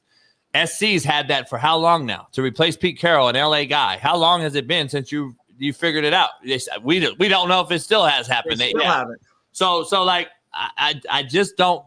I agree. I agree with a lot of people out there. He doesn't belong in the SEC. Not everyone. He's a great coach. You can be a great coach, Smitty, and still not belong in certain places. Like it is what it is. Lane Kiffin's a pretty damn good coach. He didn't belong in SC. I'm just telling you, like, really? He didn't belong in nah. Even though he has more West Coast swag because he played at Fresno and he's been out here and he's followed his dad around. He still didn't belong at SC. He wasn't an SC guy. You know what's alarming, Coach? Guy, but he got shorted. But Coach, what's really alarming is some of the stuff that you're hearing, and again, it's on the internet, doesn't make it true. But there are some reports that DeBoer runs a much, much looser ship than Saban. I'm sure. It's not even I don't think you need to see a report to see it. I think you just watch the game. You see the game. Okay. Yeah, you see the game and watch it. There was a lot of alarming things. Number one, the lackluster loafs. And I'm just watching the game, counting them live, and I didn't do a show about it and break down how many loafs. I know, I think Orlovsky or somebody did a loaf thing. I saw 100 different loafs that I could probably break down that people won't even show up. Because I talk about tracking the ball. I talk about retrace. I'll talk about chase. I talk about 11 hats to the football. I didn't see Alabama have 11 hats to the football the whole entire night. And I seen people talk about there was 11 loafs. 11? I saw 11 loafs of play. Like, I'm just telling you, that is not Alabama, and that's why, you got a kid who's a very, very talented wide receiver who paints his nails and this whole shit. He walks in with a teddy bear or some shit. Aww. This is the generation of kid, man. I'm just telling you, Smitty. Oh, something. This thing is popular. It's popular now. Somebody in the chat who's young, tell us the proper name for this teddy bear that's going on. I've been hearing. Oh, you're talking about the actual bear. There's a name. I think so. I think it's like an actual bear. I don't care if it's popular. I didn't see Michael Irvin and Jerry Rice walking in with Cabbage Patch Kids or the Furby. Come on. Come on, man. I'm so no, I'm not defending it. I know you're not. Baby. Come on. I know you're not defending it, Smitty. Here's my point, though. My point, Smitty, is this. It goes right back to the fucking pronouns that we use on people. And if we mispronoun them, you mispronoun me. Now Smitty has to tell everybody that there's a name to this thing. Fuck out of here. How about there's a name to drop in a football? It's called a minus, motherfucker. You got a negative grade. Because he was horrible the other night. And I was getting text messages by D1 coaches, Smitty, that said, maybe he shouldn't have did so many fucking TikTok dances all spring long. Now, I know Smitty's going to say, well, that doesn't have nothing to do with it. If he balled, nobody would say nothing. Right. But he didn't, and then he walks in double time with this teddy bear, and then he drops balls, and then he doesn't look anything like he did last year as a freshman. Let me just say this in defense. It feels like a Snoopy or a Bugs Bunny. I'd be like, okay. A little different at least. Yeah. Right. Now, a couple things here. Keep this in mind. It was about 50 weeks ago that Alabama beat Georgia in a thriller, and Bama was 4-0, and everyone thought DeBoer was greatest ever, and then Vanderbilt happened the very next week. Yep. Guys, do you know DeBoer's record is 5-5 in his last 10 games? Yep. Ooh. Right. And more than one of those to unranked opponents. And I believe Saban was like 94-0 against unranked opponents from 2007 on. That's one of the most impressive stats in the history of sports. The other thing is talking about Ryan Williams. Do a breakdown of his last 7 or 8 games. He has not been all that productive. He hasn't had a 100-yard game since that Georgia game. Yeah. Are we saying he was overhyped too soon? I'm just saying that he had a great start and he has leveled off. And when people are saying him or Jeremiah Smith, I said all the time, no, it's Jeremiah. That's not even close. It was never close. And even really Jeremiah, if we're gonna provide some conversation, he was dropping a lot on them too early. I get his week one. He dropped too early, but look, I actually think he's gonna have a frustrating year unless Julian Sayin and Ryan Day together start saying we got to push the ball downfield. Mm-hmm. Okay. Very interesting college football Saturday, but look, I have to give Florida State credit. Played with great energy, great. I thought they played street ball. Well, maybe they did. Played physical. They played with confidence. So, wait a minute. That is Castellanos. I get it. It is. But in terms of Alabama, y'all two didn't believe in him before the game too. I'm gonna call that out. Neither one of y'all did. I still don't. I like Castellanos in certain systems, but his game is limited, though, Smitty. That's the thing. I still don't like last year, his first 4 games at BC were pretty good. Here's the thing I saw, Smitty. Putting tape out. I saw a stuck-in-the-mud Alabama team that I haven't seen in my entire life. A team that got beat on the edge, that looked slow, too many white guys on defense. Woo! I've never seen an Alabama team look like that. I've never seen an Alabama team look like that. Number 18 doesn't even chase the ball down. The big white linebacker safety kid, I mean, he looks stiff as a porn dick. I'm just telling you, I've never seen Alabama look that good. They had up front. They were out physical. And didn't they have on record on paper the number 1 O-line, the number 1 roster, the number 1 this? What? So Florida State then is better all the way around? Florida State was faster, Smitty. Steve, Florida State was so much quicker and explosive. Yes, than Alabama. It was alarming. Look, when you look at Florida State, Jalen Lucas got injured last year. That is a good little playmaker. Mekhi Danzy, very talented freshman. He's a playmaker. And they got Deuce Robinson. To defend Bama a little bit, when Tim Keenan went out, their big tackle up front defensively, I knew that'd be an issue because they were not going to be a stout. But in terms of these preseason rankings, when I keep saying Caden Proctor as the number 1 tackle and the O-line number, I always thought they were more top 10 than number 1. And I thought that was shown yesterday or on Saturday. But still, a lot of football to be played. But I my sources tell me that when DeBoer got home, there was a for sale sign on his front lawn. So I don't know what that really means. Probably not good. Yeah. Real quick, before we get into a new segment with you, powered by Valor, I want to get to a guy you like a lot as a head coach, Fran Brown. He said he refuses to believe the naysayers and the social media hypers that they need more players and better players. And he said, no, we're straight. We got to execute. It's not about the players. It's about being able to execute. The win against an SEC team, Steve, played Tennessee post-Nico era with a former UCLA quarterback, California kid. What's your take on Fran and his take on executing? I like fiery Fran Brown, but to be fair, Tennessee's better than Syracuse. And Syracuse took heavy hits. Record-setting quarterback, running back, Orlando Gadsden, Trevor Peña's at Penn State. Their best young defensive tackles at Texas, Murad Watson. I didn't expect him to win the game. I thought Angeli showed some moments. Yeah. I think there's something to build off there. I know Tennessee fans probably had a heart attack when a post pattern was not overthrown this season. So shout out to Joey Aguilar.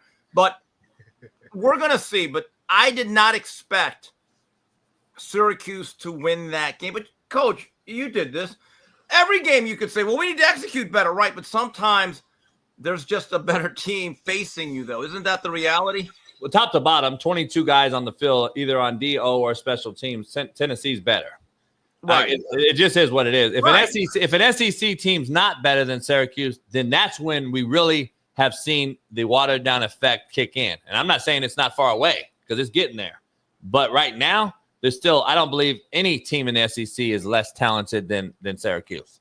But they were hanging in the game for a while. Their And defense that's promising. To me, that's promising, Smitty. To me, that's promising for Fran Brown. I think Syracuse is gonna light up a lot of people in the ACC. I think he'll light up a lot of people. He's gonna win 8-9 games, in my opinion, still. Yeah. And they're gonna be good. 26 points against the Tennessee team. That's more alarming for Tennessee going against Georgia in a couple weeks 100%. and those type of guys. So that's my point. If Syracuse will score 26 on you, and they've left some points on the field, Steve. I watched the game. I thought Syracuse left some points on the field against Tennessee. So I think Tennessee has to. Angeli's going to be pretty good. And people forget Angeli had a key drive or two in the playoffs. I was actually surprised he just transferred out of Notre Dame. Maybe C.J. Carr was just destined to win that job, and maybe he knew the writing was on the wall. But Angeli will do. I don't know if he's going to put up the same numbers as Honda McCord, but he'll be a solid Division I quarterback. Yeah. 100%. 100%. Well, let's keep this thing rolling, man. I think it's time for our new segment with Steve, right? JB, 3 and out. 3 and out. Powered by That's Valor. good. Yeah, we got Valor. New segment, 3 and out. Steve, explain what 3 and out is for the fans. Well, everyone does a top 5 best and worst. We did that last year. But, we got to really break it down. And we don't want the watering it downization, as Coach JB would say, the dilution of it. We're going to go with the elite of the elite. So it's tough for me to leave out people like Devin Dampier and Utah and stuff like that. Friend of the program. Right. And I generally try not to link the two. If I mention one game for a good, I don't want to do the other one bad because, I want to mix it up. I'm going to try not to use the same player or unit twice in general. Because I want to mix it up. I want to make sure everyone gets their due credit and shine, as the kids say. So let's start with the good. The Bambino, Tommy, the Babe Ruth Castellano, that little slugger pointed his Louisville slugger out at the center field fence, and he said, Saban is not there to bail you out. We're like, no. Okay, go ahead. We said, hey, Mini-Me, hey, poor man's Kyler Murray, I want you to know your role. Well, he showed us. He showed up because he smacked one out of the park, and he brought some energy. He brought some sizzle. He did the doggone thing, and from 7-0 on, they dominated that game. Look, are there limitations to his game? Yes, but does he fit better with Gus the Bus Malzahn? He absolutely does. He's going to make it fun, and I think Florida State fans, after the DJ U-turn experience, they're going to treat this guy like a pocket version of Charlie Ward, okay? Now, moving on. The other guy, LSU defense. They're down 10-3 coming in out of the half. And I'm thinking, okay, if Clemson can score first, it's going to get tough. But that defense with Whit Weeks and Harold Perkins, they're going to be a real issue. They retooled that secondary, a couple of key additions in the portal, and also Gooden out of USF. Blake Baker, I remember him as a young coordinator at Miami. It didn't work out well because, quite frankly, he had nothing to work with. LSU, I was impressed with them as any team this weekend, given the circumstances. They absolutely throttled a highly touted Clemson offense in the other Death Valley. LSU, Death Valley is yours. Point taken. It's yours. Number 3, I had to point out my guy from the U. Now, coming into this season, it's not like we had Carlos Huerta or Todd Severs or the Borregales family out there. We didn't know about our kicker. He is no longer Carter Davis. He is Clutch Davis. And I thought Mario in our offense was a little bit too passive in that last drive. So I'm thinking, we're going to put him on the foot of a guy that was not all that good before, and he transferred in, I think, FIU. And I'm thinking, I don't know. But after the early bad snap where he didn't get the kickoff, I think we might have found a kicker. And my understanding is this guy has a 65-yard leg. Distance is no problem. I hope he doesn't get the yip, but for one night, Miami has a kicker. So Carter, Clutch Davis, shout out to you. Now, bottom 5. Now, Coach can attest to this because I texted him and say, I want to do this new segment, and I had it all punched up, Smitty. Originally, I was going to put UCLA. Okay. But I said, you know what? There's plenty of time. I got 11 other weeks. UCLA is bad, guys. Oh, God. Wow. With Nico, I'm going to overthrow you. Not good. But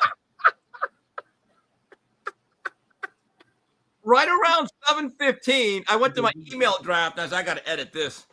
So I didn't have to take out the U And I said, you know what? Why am I buying North Carolina? I had to put Bellichick in, guys. That was bad. They're up 7-0. Great opening drive. TCU's run fits probably had Andy Avalos having a heart attack. And I'm thinking, oh, wait a minute. An hour later, I'm thinking, oh boy. That was an absolute disaster. And I love the stat that Gio Lopez didn't complete a pass for the last 2.5 hours of that game, and he got knocked out.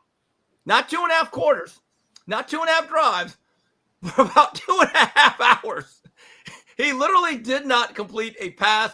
And TCU, guys, I'm going to repeat something I said to you about a month ago. The Big 12 has as good a quarterback group as any major conference, and Josh Hoover is absolutely one of them, and he put them in a vacuum. Also, so moving on. Now, I want to be fair about this.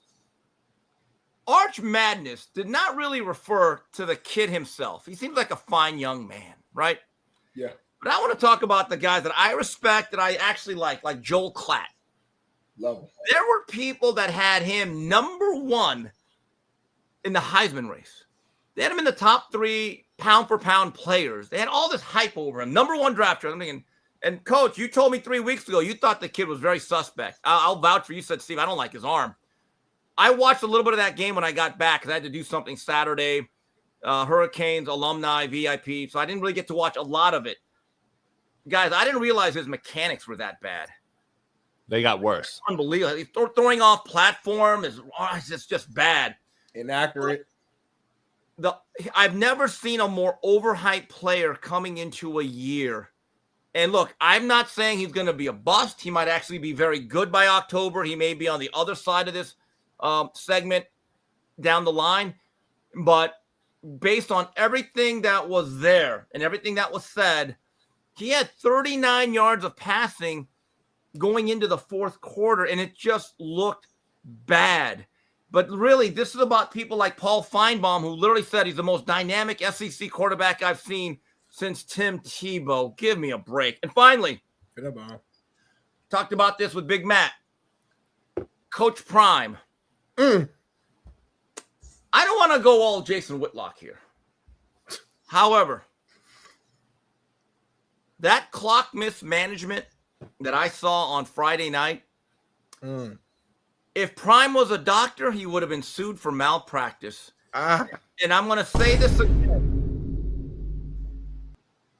In a 2-minute or a last-second type of drive, you better immediately start throwing beyond the sticks. Okay? And if you don't, here's the problem.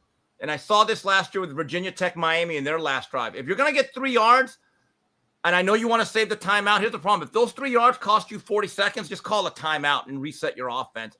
And then here's what I thought was bad, JB. The press conference.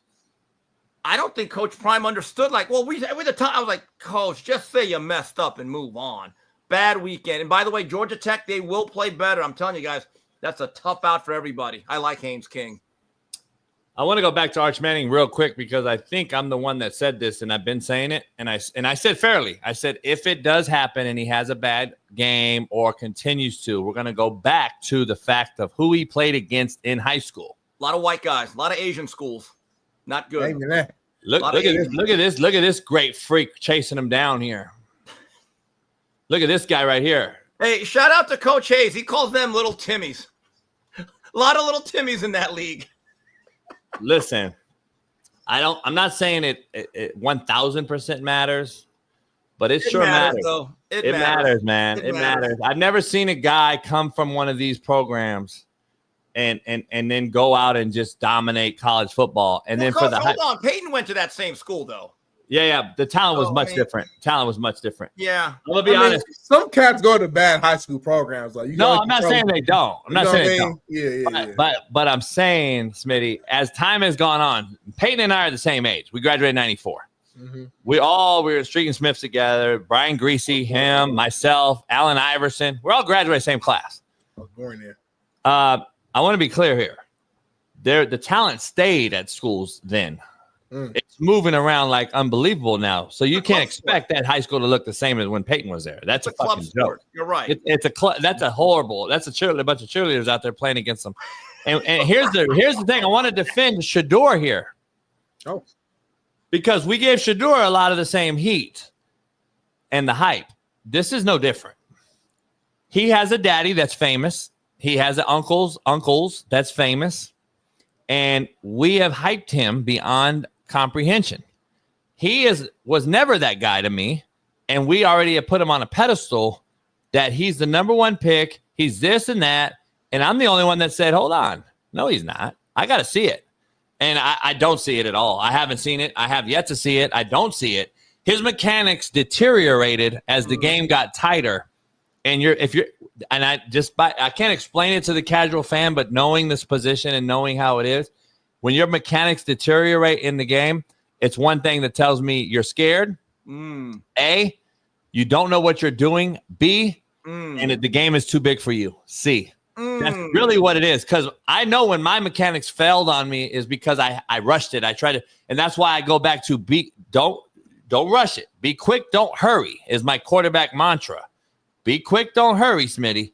Yeah. And he was hurrying everything because he didn't know. The game was too fast for him. But to that point, that's probably going to be the biggest game on this schedule until I guess Oklahoma's on there. He got some other challenges, of course. He's in the SEC. Your point, that was his first road game, and I thought that'd be an road game. First game I saw this years ago. Ken Dorsey in 1999 came in for an injured Kelly, and we played the Sisters of the Poor, Temple, Rutgers. So he played really well, and he ended up taking the job from Kenny Kelly. And I kept telling people, man, we go up to Washington, second game of the year. His first road game, struggled for 3 quarters. It makes a difference. But here's the issue. Nobody was calling Ken Dorsey the third best player coming into 2000. Here's the issue. Everyone that says he needs more reps and all that, you're not going to get more reps. You're in the fucking SEC, people. He's not going to get more reps until they play fucking Rice. Well, the next couple games, they're not going to play nobody else. Next couple games are going to be some get reps. Get they got fucking San Jose, they got UTEP and Sam Houston. That's my point. Coach, hold on, JB. Be honest. Do you think Sark did a good job of putting him in positions to maximize what he can do right now, though? No, Matt Patricia owns Sark in the history of to get the head-to-head battles. Okay. So there's no Matt Patricia in the rest of the schedule, but if you go back to the history of Sark versus Matt Patricia, go look it up. In NFL, I'm talking NFL otherwise. He's done that to Sark every time they played. So here's the issue we have to face. Here's the issue. Here's the issue we have to face. Well, it is on Arch too, though, because players make plays in big time games, and he didn't make one play. He made that one throw, which even his mechanics looked even worse at that time, by the way. And listen, I was shocked to see Sark get under center and try a QB sneak with this kid who's not overly big. He's not Peyton Manning size. No. Size and athleticism is not an issue with him, though, Coach. He's a good-sized guy. But you don't have to. My point, you wasted his talent by putting him under center and running a quarterback sneak. That's not his strong suit. Well, Coach, it's fourth and an inch. Steve, they did it 3 times. He didn't fucking do it. How many times you going to do it before he says, all right? That's your line, though. That's your line. Not really. How about we get into something that uses his athleticism? Well, Smitty, that's my thing. I kept telling people they lost most of their O-line in Kelvin Banks. And Kelvin Banks do not grow on trees. Kelvin Banks will play about 12 years in the league as a frontline tackle, right? Yeah. First drive of the game, I don't know if it was the first or second play, they ran a play action, half roll, waggle, tight end. And Arch does not set his feet. And I'm like, God, dog. Listen, I'm not going to question Sark's offensive play call. I think him and Lane are the 2 best in the business. I am going to question the fact, though, that we're using the Ohio State. Oh, they got all these guys. So does Texas. They were the number 1 team in the nation. I'm confused as to why we forget the ranking going into the season. I mean, it was 7-14, guys. Let everybody take a deep breath, though. We're talking like Ohio State went out there and just fucking just destroyed Texas. No, both defenses played extremely well. Arch was inaccurate. He has a lot of improvement he has to show, but that's not like Texas is like done no, but for the hey, season. Coach, right there. I kept telling people all summer, Ohio State's going to win that game. They will win that game because I'm not saying that the season's over. what I'm saying is, though, that this guy is not who these people say he is. No, he's not. And, Coach, but that's where people get – I think there was a lot of things with the Manning mystique and the measurables and the recruiting rankings. You look at Josh Hoover. I know people are going to knock him for his size, but, Coach, Josh Hoover is in command. I mean, the way he just scans the field. Look, he didn't play a perfect game, but I love his makeup. I love the fact he's a grounded individual, and he throws a catchable pass. I mean, and he generally throws it right on time. And I know that people wish he was 2-3 inches taller. I don't care because the guy hits open people. And by the way, TCU, they're going to be a Big 12 threat. Hey, so is Max Johnson.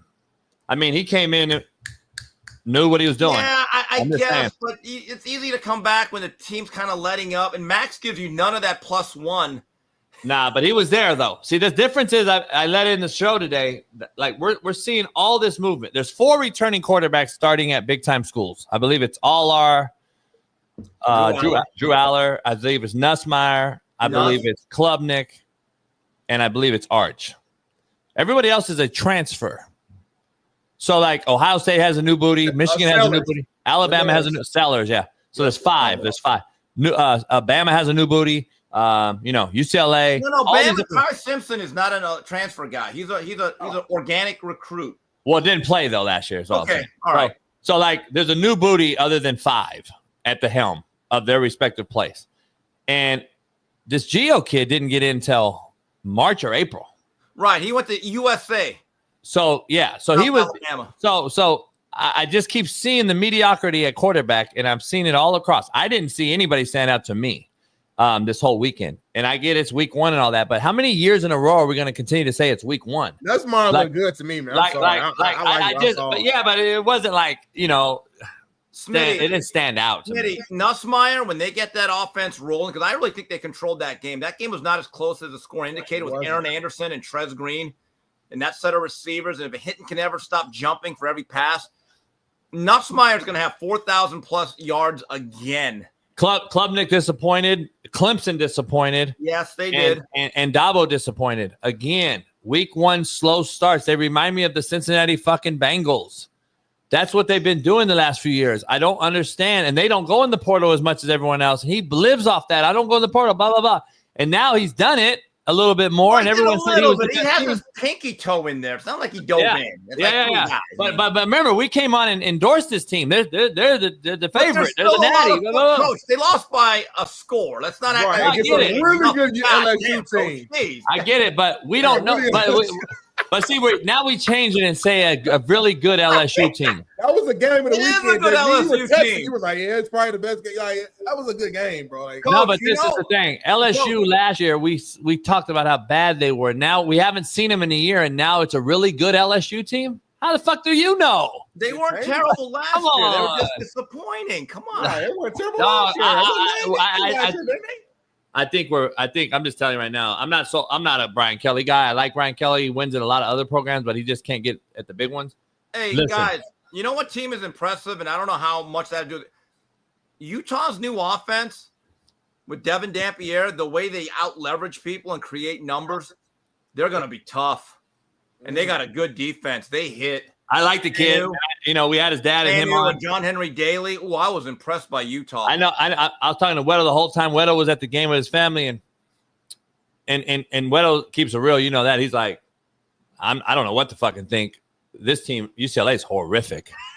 I mean, UCLA. I was hyped on Deshaun, and I thought, he got a good friend of mine, a former coach of mine, is coaching DBs there, been around a long time. Like, come on, man. That I was hoping in one hand and shitting in the other one. I told Smith, I said, man, I'm hyped on Deshaun. I think he's doing it right. I think he's done some things, grabbed some good coaches. They got worse. And, Coach, you know what's funny? The last 7 weeks of 2024, they started playing hard-nosed, tough, close football. I know. But Utah is a different animal. And that Jason Beck offense, because they came together. So Dampier's running his offense. I'm going to be real honest, too. And I texted Nico's pop.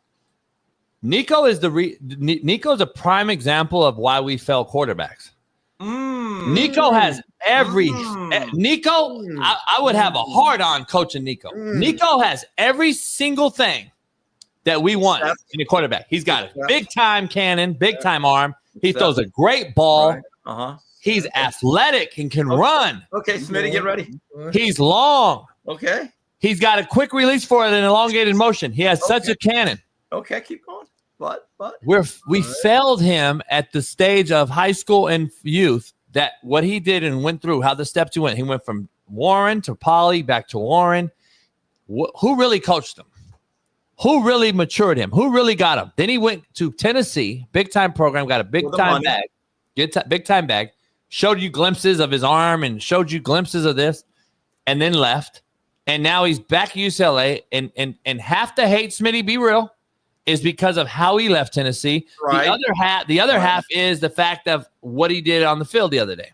So we have two combinations of hate towards the kid, and he's another prime example of why we failed this. But coach, they made those decisions. They never got thrown out or put on waivers. They kept moving.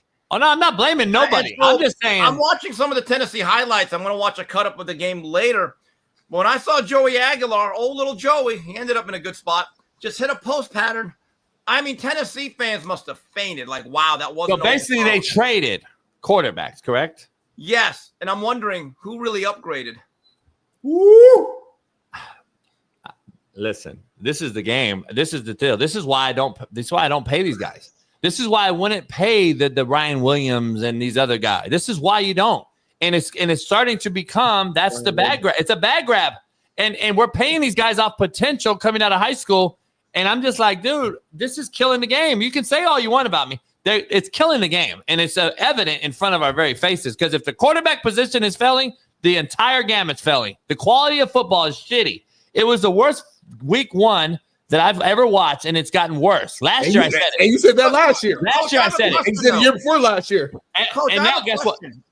Yeah. Before I get out of here, there's no doubt Nico Iamaleava has a much higher athletic profile and ceiling than Joey Aguilar. Not even a doubt.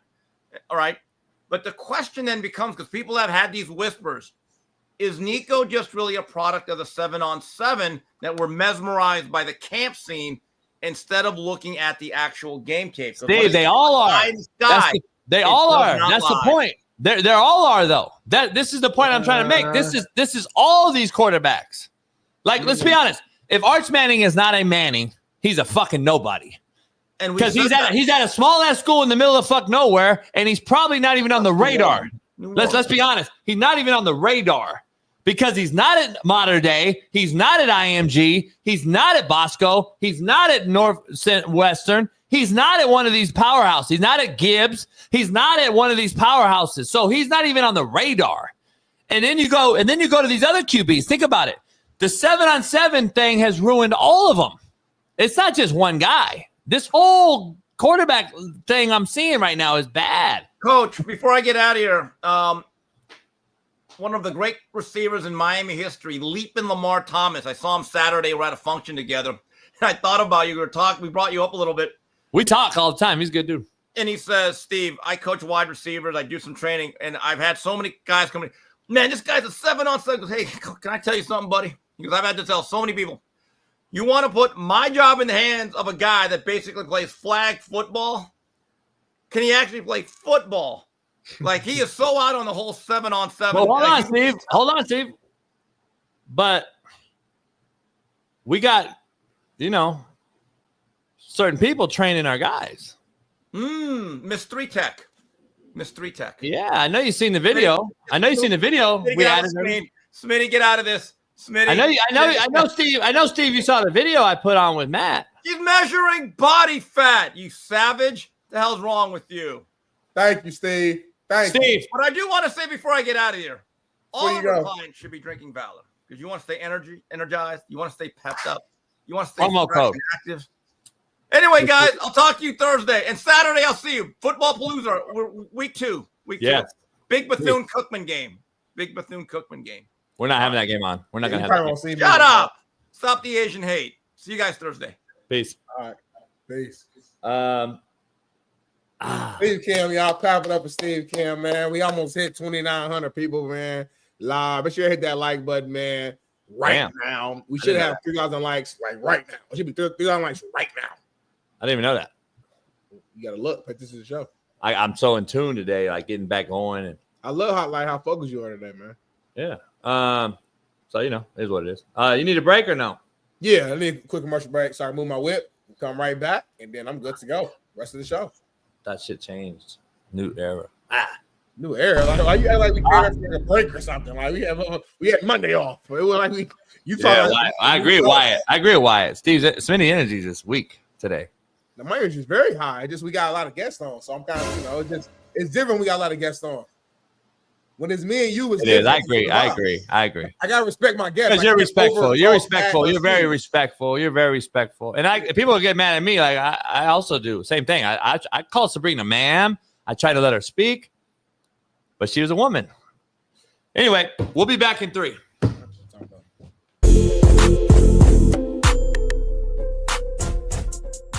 Hey, well, fuck it. I'll go home tonight. I'll drink my yak and smoke my stick, and I'll get it back cracking.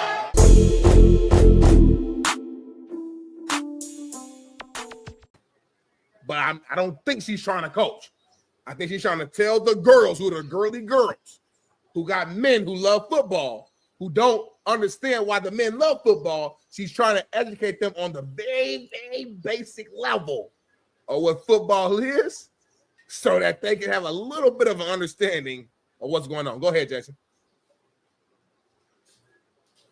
What is the pink cutie?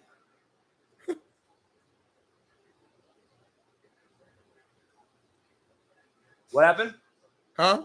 I was asking what the pink cutie is right here. It's quarterback. On her board. What's the quarterback on her board?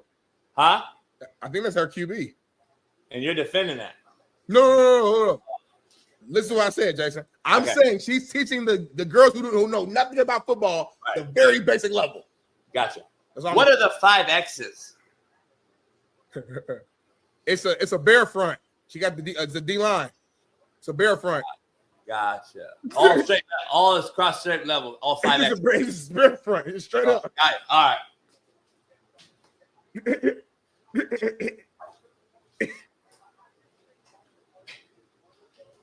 She got a 5 technique, a 3 technique, a 0, a 2, and a 5.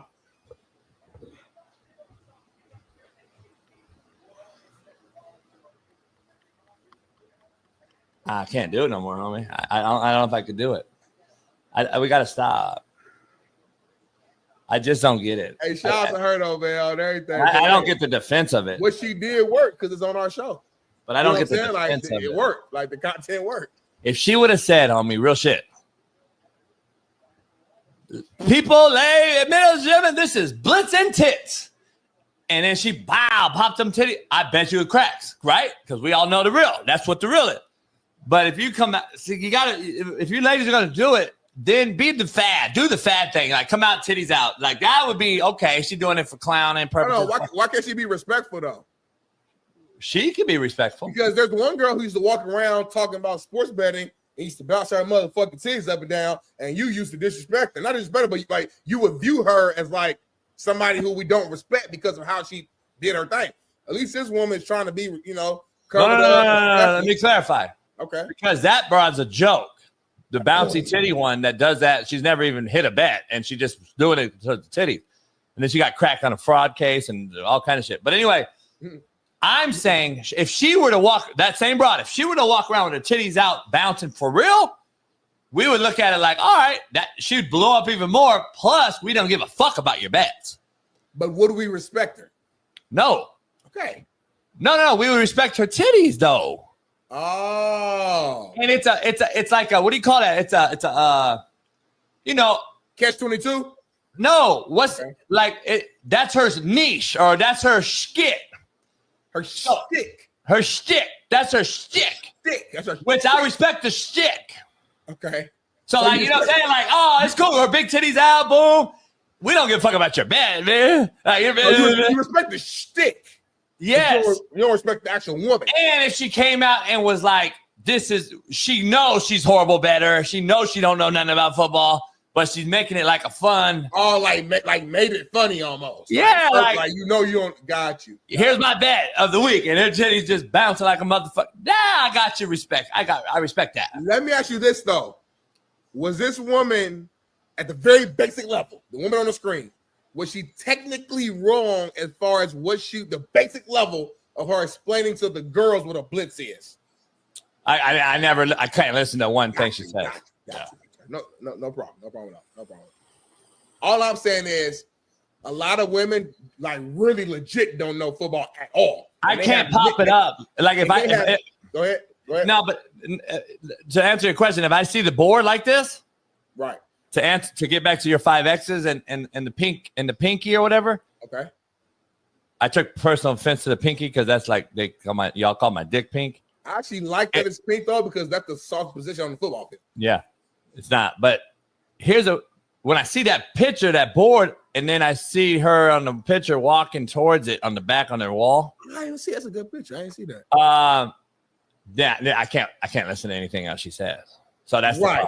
Yeah. And I respect that for you. She's in a bear with 2 corners. And then wait, what's that? There's no safeties or nothing? One of the most important spaces in football, especially for the this is explaining the pocket. Okay. Quarterback. In today's Football 101 for the girls, we are going to go over the pocket. The pocket is the protected area where the quarterback stands after the snap while they prepare to throw the ball. It's not drawn on the field. It's more hold on, stop it right there. Is she what she just said at the very basic level for women who don't know the game at all? Is she technically wrong? Yes or no?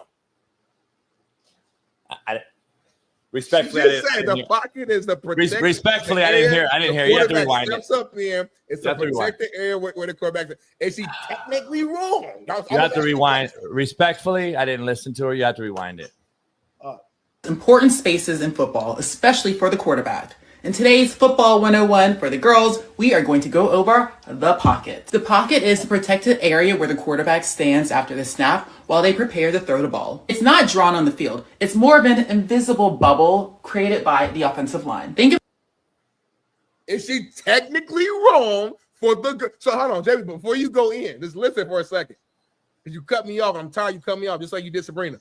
There are a lot of women who have boyfriends or husbands who are about to be watching football every single weekend from now until February.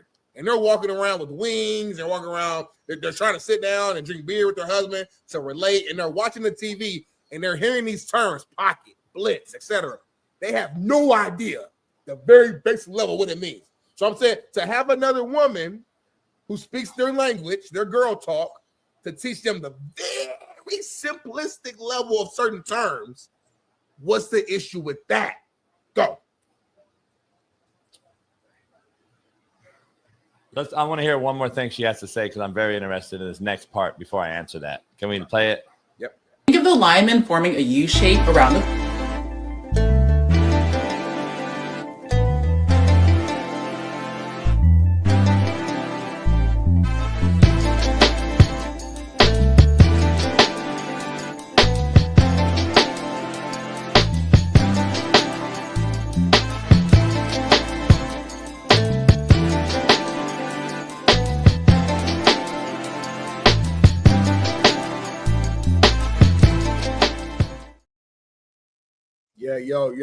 Yo, we back again.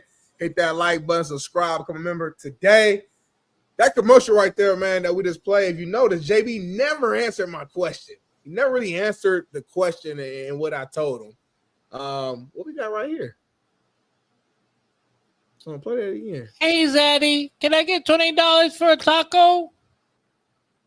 Not right now, girl. I'm fucking coaching the game. Can I get $20, Daddy? Fuck no. You see I'm coaching quarters coverage, motherfucker? Get your ass back up there with Randy Moss. Get up there with Randy Moss and look at his ass like you was looking at him.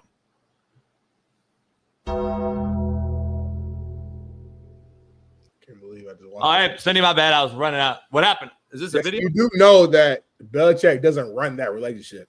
It's completely opposite. It's complete opposite, homie. What happened? I haven't seen it.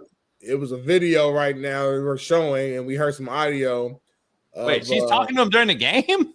I guess there were some fake comments right there. I don't know what part of the game it is. Wait, the game is live? The game is live, and she's talking to him about that?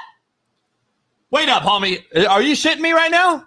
She's giving like a heads up. I thought this was pregame.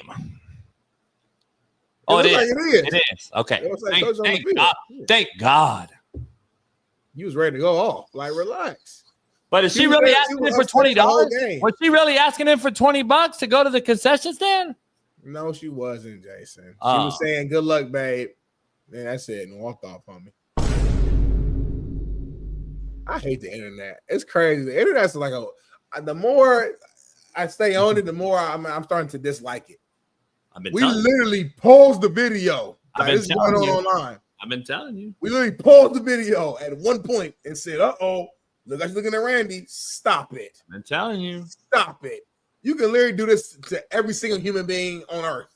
If you want to pause it and stop it. This is worse than how they editing your stuff on that show you used to be on. Yeah, that look though. That looks sus. Sus is that what you say? Sus? Y'all are reaching. That's sus? Reaching. Homie.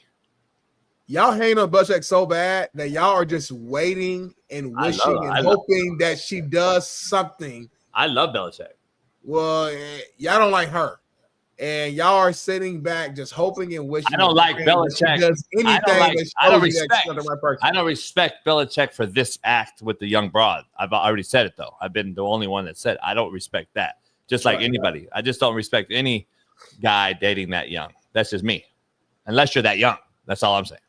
So, is what it is. But that's football-wise. Oh, come on. I'm not in like up in arms and he got beat by TCU and all that. I'm not really worried about his coaching part. He'll figure it out or he'll get out, and that's what it is. But it's not going to tarnish his legacy. He could give a fuck less. You don't think so? No, fuck no. So if he goes out here and just like lays an egg, they go 2-10, horrible season. It does nothing to his legacy. And he quits and he retires? Yeah. And they still ain't going to do nothing. What's it going to do? What's this have to do with his Super Bowl rings? Not diddly shit. Well, I mean, say what you want. There are naysayers out there who still believe that the only reason why he won is because he had the GOAT at quarterback. And again, me and you can disagree, of course, but I'm just saying there are people who actually believe that. And they're saying, well, Brady left and he won.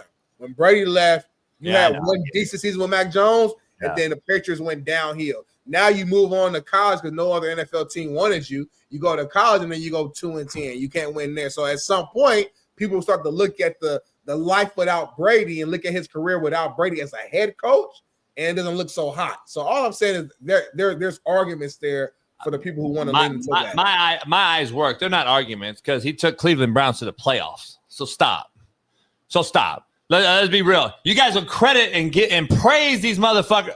See, Stefanski's coach of the year. He won a game with Baker Mayfield. But you'll talk shit about the fucking GOAT. Stop. But I gotta counter that, Jason, because fucking Cleveland Browns to the playoffs twice. But Jason, though, so hold on, homie. You're contradicting yourself. So now you're saying going to the playoffs matter. But when I bring up people going to the Super Bowl and losing, I don't get no credit. I don't understand either it matters or it don't. Either winning regular season games, going to the playoffs, going on a run, either that matters or it doesn't. Don't pick and choose when it matters, when it benefits your guy who you're a fan of. But it does. It does matter because Andy Reid went and you guys shitted on him for taking the Eagles. What do you mean? It does matter.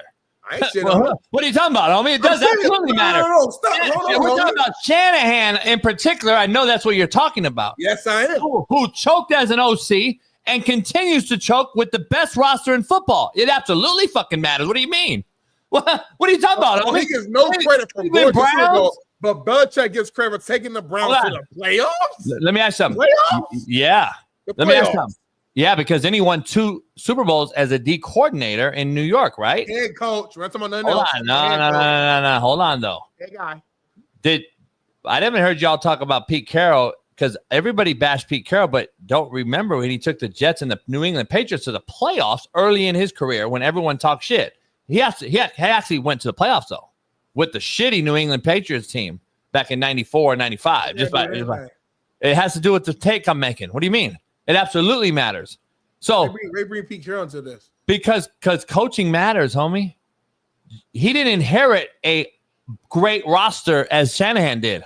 Shanahan inherited a fucking the best roster in football and has continued to shit down his leg. He didn't inherit it. He helped. It matters. It does matter, homie. Shanahan's choke artist. He took Jimmy G and Brock Purdy and two to the Super Bowl. McVay goes to 2. McVay goes to 2 and wins 1 and doesn't get the credit that Shanahan gets. Blows my fucking mind. More credit. He's ranked ahead of him when people rank him. He also had a future Hall of Famer. You guys praise Shanahan at quarterback. Are you kidding me? Y'all praise Shanahan more than McVay on this show. No, we defend Shanahan because people like you don't give him his credit when he took a Brock Purdy, who you think is average, and a Jimmy G, who's even worse, to a damn Super Bowl was a play away from winning it. You want to keep calling him choke artist? Look at the guy he saves the Super Bowl. Stop it. That's what he is, homie. That's what he is. Like, I don't understand. You're not about to give Bill Belichick credit for taking the Browns to the playoffs, going to a divisional round or the wild card, but you're not going to give Shanahan the same credit for going to the Super Bowl multiple years. Stop it, homie. It's funny. Yeah, like, the problem with the show is that I listen to you. It's funny, though, because you'll praise Harbaugh, who won 1 and hasn't been back since. You'll praise the John Harbaugh of the world. And then we'll talk shit about Tomlin, who's basically the same time. They've won the same amount of Super Bowls in the same amount of years. Like, let's be real. I'm just talking about overall in general. That's what we sit up here and we pick and choose who we like and don't like. That's the bottom line. We all do. No, the fact of the matter is, though, results, right? You got to win a Super Bowl eventually, right? Because if Andy Reid didn't win what he did, what he's doing in Kansas City, y'all be calling him a bust. Keep it funky. No, he wouldn't. Yeah, you would, because he did. He went to the Super Bowl and didn't win one with Donovan McNabb. We say Andy Reid. Time out. So before we got the KC, we called him a bust, or did we say he's good but not great? He can't win the whole thing. It's like we ain't call him a bust. Means like you were over, you were high. Okay, you know what I mean. You know what I mean. You know what I mean, though. I didn't mean bust. I meant failure or a overachiever or an underachiever, or I'm just using all the words people use. So like all I'm saying is you would have been calling Andy Reid. I mean, let's be honest. Not like he didn't have McNabb. He had Jeff Garcia for a hot run, who was on fire in the league at that time. Yeah, T.O. for hot second. T.O. He had fucking Shady. He had fucking a legit team now. Freddie Mitchell when he caught that ball in Super Bowl. I'm just saying, man. Like, I hear you. Hey, baby, we go members only when we get all these fucking troll fucking weirdos. I like members only anyway. Because I don't want to block a motherfucker every 5 minutes. I like members only. Smitty. It is what it is. Going back real quick, I know we got lots to discuss. We got our list. Do we? Yeah, I got my top 5 and my bottom 5, and I'm a negative person, so I want to go negative because you refuse to do bottom 5. Yeah, I'm not doing that. It's a new season. It's a new year. They call bottom of the barrel. Bottom of the barrel is a huge thing on this show. I was told by people at higher ups. Why didn't them higher ups pay us for the segment then? They're looking. They want to see it. They saw a whole year of it. Huh? They saw a whole year of it. They want to see you do bottom of the barrel. They think you're gonna not do bottom of the barrel because you want to be like this optimistic guy and this nice guy. Hey, Chad, I called him, Chad. He kind of got stuck. He was like, yeah. No, you like. It's like you don't want to call out the truth on the realest show. Like our claim to fame is the realest show on planet Earth. Yeah, we got two guys polar opposite. Yeah. We argue and banter about the same, but we can still be seen in public, get along. People are like, it's an anomaly. No other show has it. Like everyone either gets along or that's it. Bailey, go members only. Why am I blocking the same motherfucking weirdo? Yeah, members only. If we can, I don't know. Is it maybe it's hard? It's not working or something. I mean, you asked to go miss. Asked 3 times. Yeah, I thought it was assumed. I thought it was done deal. Yeah.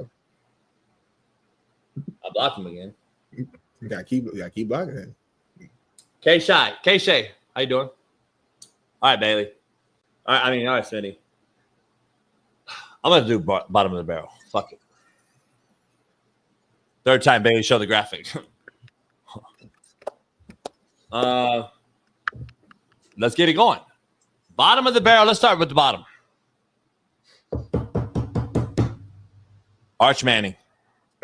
You start the list. You were horrific.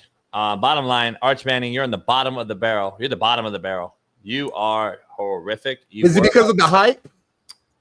Yes, the same thing. It's like we set him up for failure. Just like I said, we set up Shador. We set him up for failure, homie. This guy hasn't played enough games for us to talk about the number 1 overall pick, the shoe-in Heisman, the blah, blah, blah, blah. Paul Feinbaum's an absolute fucking moron, by the way. He always has been, and I'm glad that Lane Kiffin and other guys have called him out over the time. You love him. I called him Finnebaum. You defended him. I never defended him, but he's an absolute moron. I'm glad Ric Flair called him out over the weekend. I'm glad he's getting called out. But he's an absolute moron. But here the issue is he hasn't played enough. And we already put him on this pedestal. I think we've set him up for failure. I showed you a fat wobble body, Keith Smith type of body chasing him down in high school. And then he shakes 2 white guys. It's like, come on, homie. That matters. But what do I know? He is not ready. He's not even close. He'll end up being like not even discussed by the end of the season. That's just my opinion. But it is what it is. He looked bad because that game was in arm's length of a victory against the defending champs. You agree, right? Like that game, they should have won the game, actually. Like to be honest, he made plays late that gave him a chance. Yeah. So his mechanics failed him. He looked like a deer in headlights at times. His feet failed him. I just don't believe he's ready for prime time and not at that big place. He should go to Ball State or something. UCLA, number 9. UCLA, Smitty, bottom of the barrel. They looked as bad as any program I saw over the weekend. Because, listen, fairness to Weddle and fairness to everybody that thinks Utah is really good, they're all right. I don't see Utah being some national championship contending team. If they are, then I don't know football anymore. I don't think they're that good. I think UCLA is that bad. They're fucking atrocious. UCLA looks so bad. Every aspect of the game, UCLA looked as bad as you could look. Not only coaching looked bad, the play calling. I thought, I'm not going to talk about the OC, who I know. They look bad, homie. I'm just going to be honest. Horrible. It looked horrible. He showed you glimpses of who he is. Like I said earlier, why we failed him. He showed glimpses of how good he is, but then he looked horrible. North Carolina, they moved in right away at the end of last night, obviously, after watching the game. That game just looked, they came out like, barn burners. Everybody was hyped on them. You and I were fucking around the text, and then they just went to shit real quick. It went from sugar to shit like this. They looked like they just were inept at every phase. North Carolina looked bad, and the home crowd, Michael Jordan, LT, they're up there smoking stogies. It's like big time act. By the end of the night, Jordan was on his PJ, wrapped in Jordan, and was like, I'm getting on the yacht, and I'm about to take my fucking brand, and you guys go back to fucking Reebok. And then we got Clemson. You're a disappointment. I guess Clemson was more of a disappointment to me, Smitty, from the hype. Klubnik looked average. The play calling looked average, just like it did last year to start the season. And we hyped them, Smitty. We hyped this team up. It's been a good game. We hyped them, though, Smitty. I said it. For this team to win the Natty and be the team that Deshaun Watson and Sunshine and those guys had, the D-line, the skill guys they have at wideout, blah, blah, blah. They got to dominate LSU, who we don't know nothing about because they ended last year on a kind of a mediocre level. They didn't do that. They didn't, in no shape, fashion, or form, did they look like they could dominate anybody in the SEC. They are what now, Smitty? 0-4 versus the last 4 SEC teams they faced, including South Carolina in their state. And we're thinking they're the best team in America. Can't happen. They lost to Texas in the playoff. They lost to Georgia to start the season last year. They just got beat by LSU, and they lost to South Carolina. Their last 4 losses are to SEC opponents. But does the how not matter to you? Meaning like how they look? When they lost to Georgia last year, tell me if I'm wrong, they got blown out, if I'm not mistaken. They did, first game. It looked different. This game was like a winnable game. They were right here. But that doesn't make any – this LSU team not – better? Okay. LSU's not Georgia, though. They're not Texas, right? They're not – I don't know. That's my point. Like – I thought Clemson was the guy. Like, you know what I'm saying? That's my point. I think we put him on a pedestal just like Arch Manning. Alabama. Yeah. They're a shell of themselves. I'm going to be honest. I don't think Here's a place that's not going to fuck around and pussyfoot around like A&M did with Jimbo Fisher. Alabama will not pussyfoot around and wait a year and another year because they don't have the buyout money. Alabama will 1,000% fire DeBoer and pay him his $70 million. Yep. Because of one person that's looming out there. And you might think I mean Nick Saban. I don't. Oh, I know he did. I mean John Gruden. That was a half roll. Like you almost left the screen, but you came back. I can't leave the list. I can't leave the list. Yeah. John Gruden's out there, homie. Really? To Oh yeah, because he's already claimed he would love to coach in the SEC. When he said I want to coach in the SEC, homie, guess what? That opened up. Guess who's? Not only wallet, but eyes. They're fucking AD, their president. He's in Barstool, keeping him afloat, just as Dion did, to get him a job. He's going to get a job. Why not Alabama? I thought you were going to say Urban Meyer, homie. If Nick Saban don't come back, it's either Nick Saban or John Gruden. I don't believe Urban will take that job. I think Urban will come out west, if anything. And so I've always predicted Urban will end up in the West Coast. Not only because of Fox and all the other things, but I always predicted he would end up at UCLA or SC.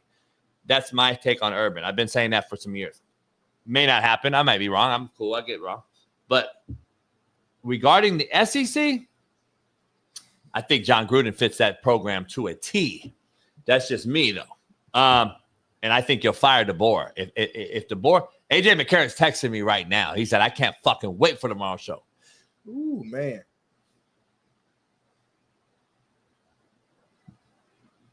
Man, my whole doggy door just blew open like as hard as I've ever seen it. Yeah. And the weather outside is crazy. So I don't know what's going on.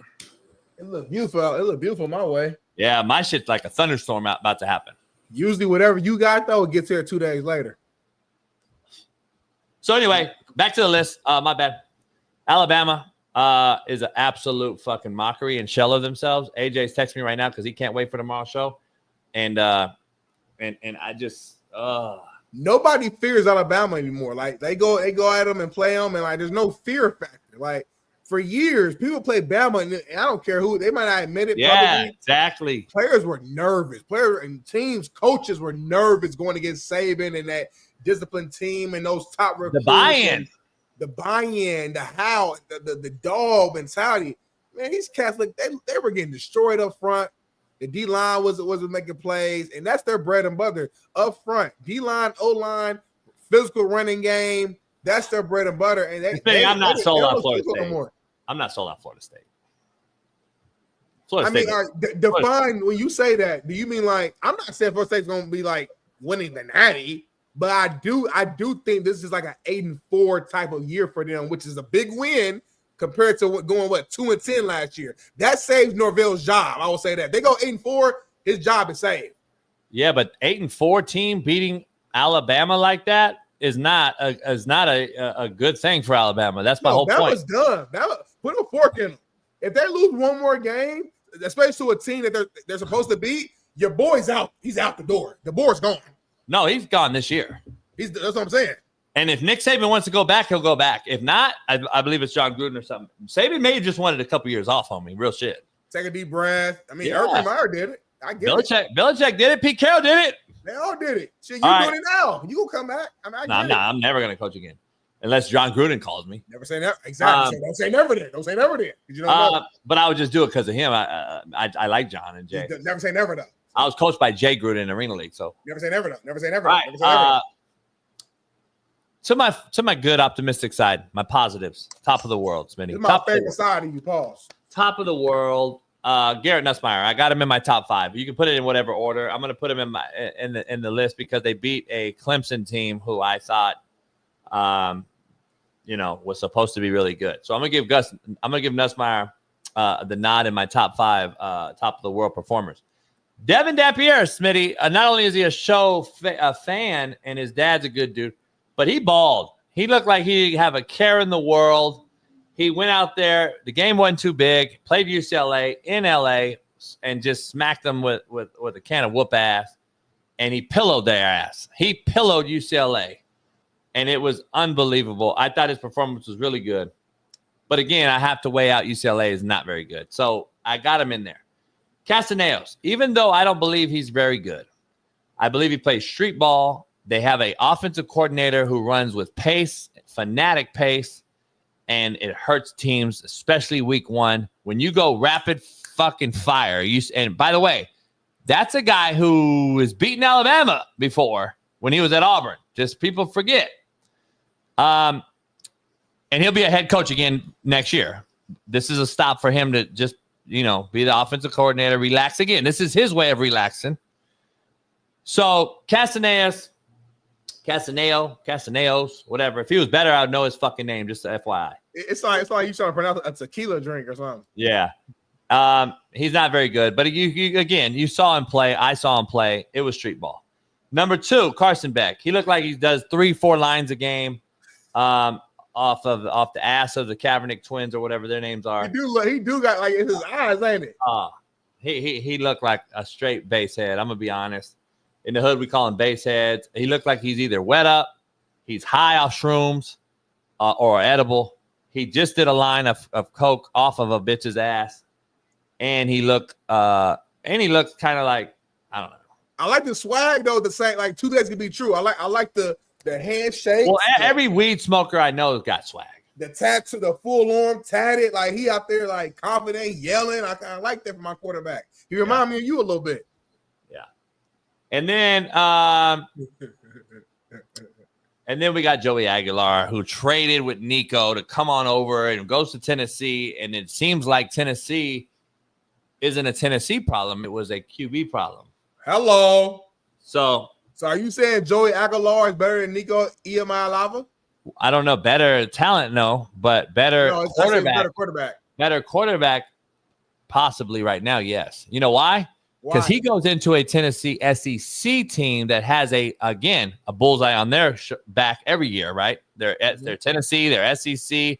T. Martin, Peyton Manning, they're these, Leonard Little, all these guys that have come through there. They have that SEC, aura.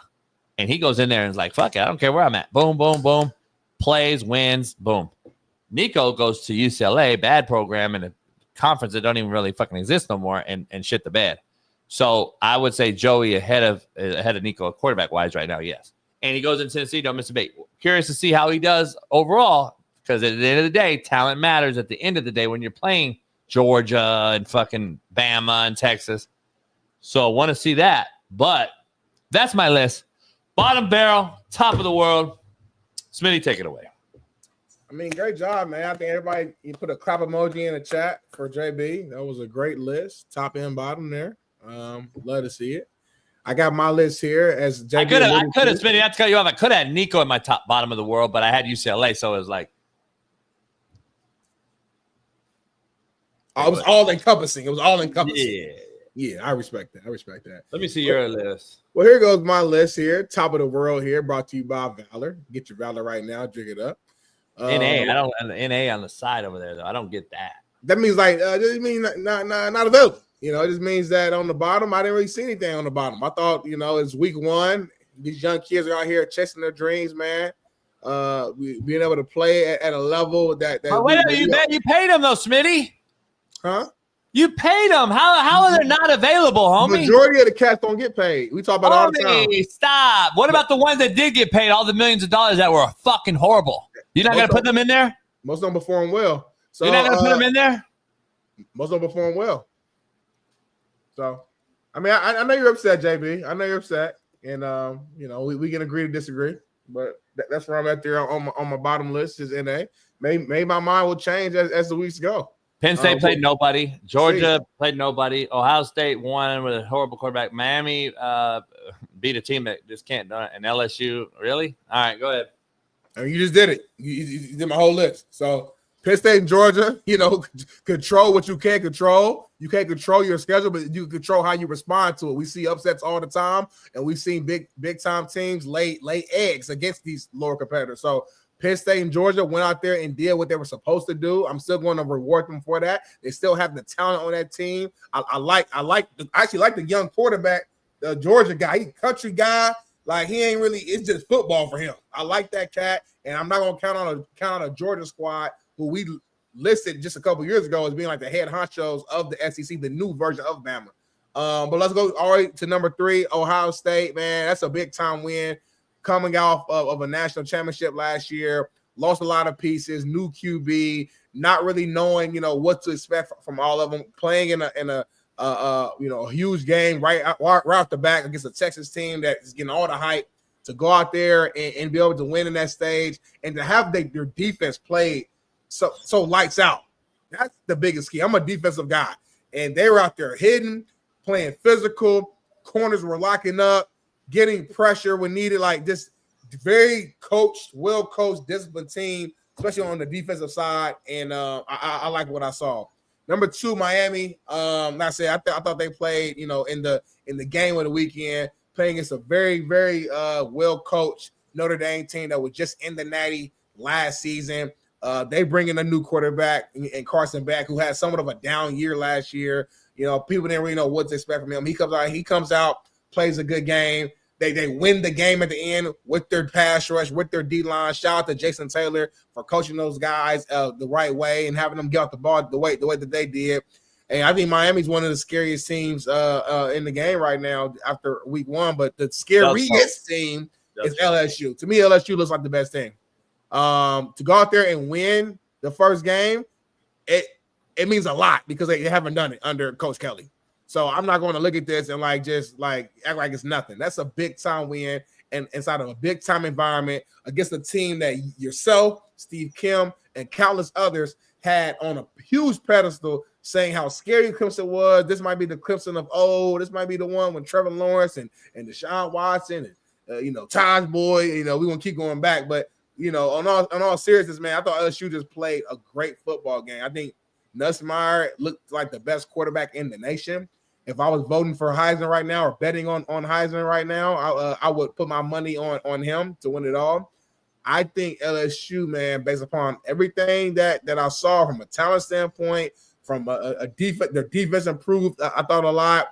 Nussmeier, the way he looked, I think he put it all together. I think LSU, man, looked like the best team in the country after week 1. I guess 1 week, but that's where I'm at. That's my list. Boom. D. Jones said AI ass list. So now you care about what D. Jones says? Because usually, you don't care. I actually wanted that response. Not at all. I'm just throwing it out there.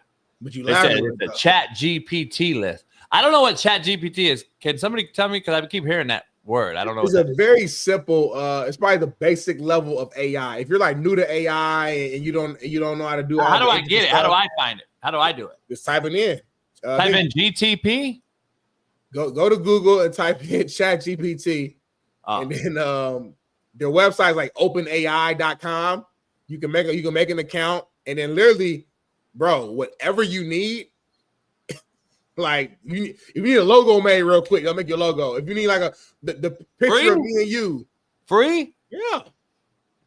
So there's different accounts. So the free account, you get X amount of things you can do per day before they cap you out, and then you got to wait till the next day. If you pay for something, I think it's unlimited or something like that. But you get a good enough free stuff to do and research. Let's say we got a guest that comes on last minute and we didn't have time to do our research. You can go type in, all right, tell me everything I need to know about the career of Darnell Smith. Go. Press enter within 1 minute. A whole overview. Washington High School, Ball State. It's crazy. I don't like it. I can't do it. I think it's the end of the world. You sound like the cat who, when the car was made, you said, "No, I'm gonna stay on the camel's back. I'm not getting in the car." Here's the thing. I had a discussion last night while Enoch was doing all this technology and shit. I'm like, have we gotten better, really, or are we just lying to ourselves? Because the airplanes that we see every day now, they're the same planes that were around in the 70s.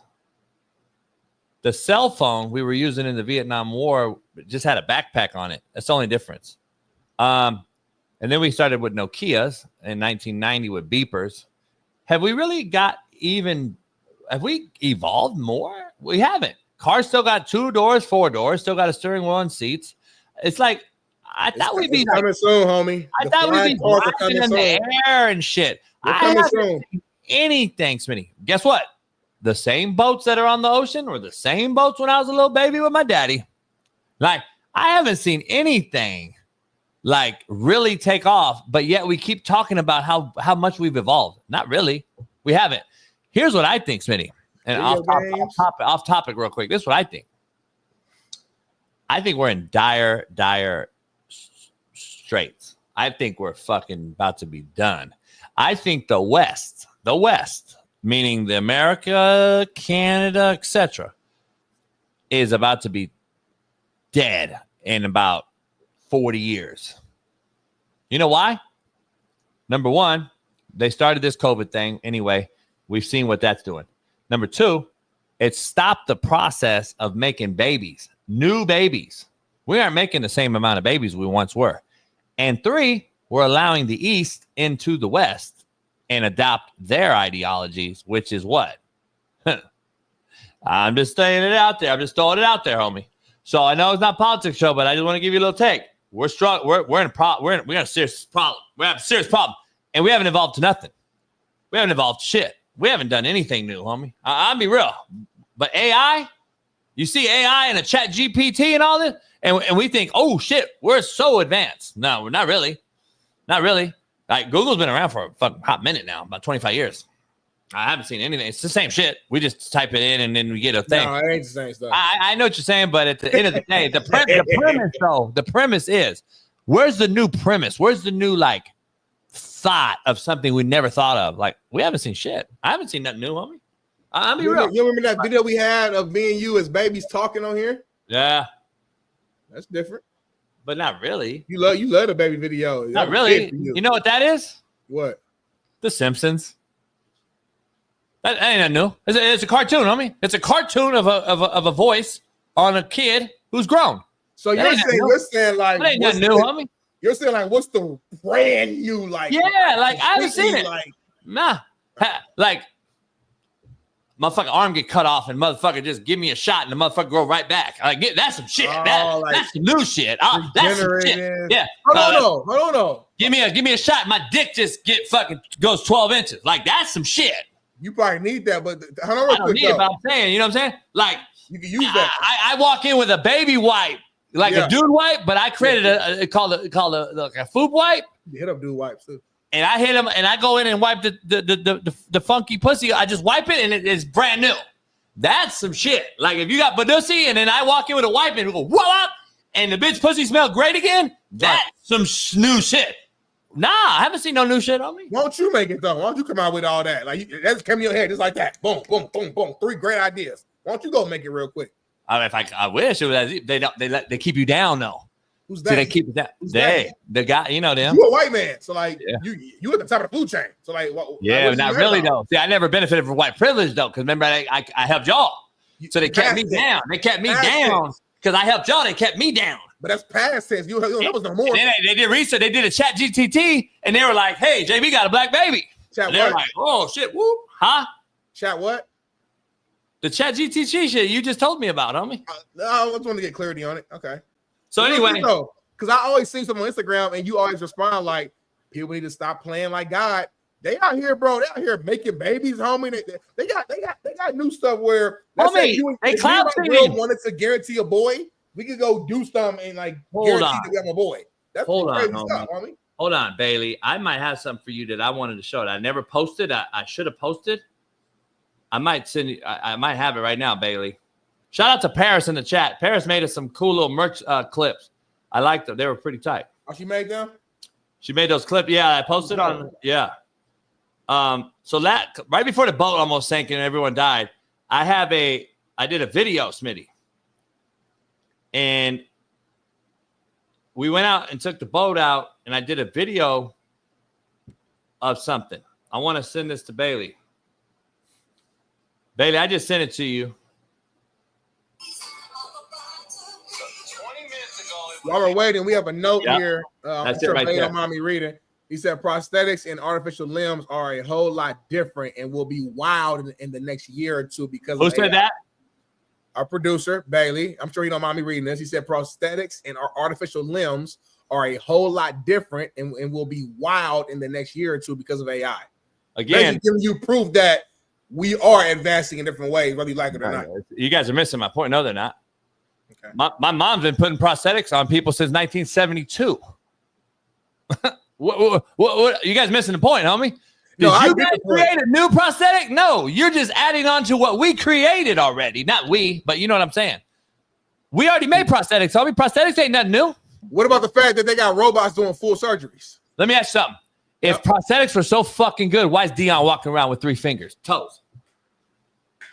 Why is Dion struggling to walk, homie? If it's so he fucking didn't want to get a prosthetic foot. If we're so advanced, homie, if we're so advanced, why Dion struggling with the big toe?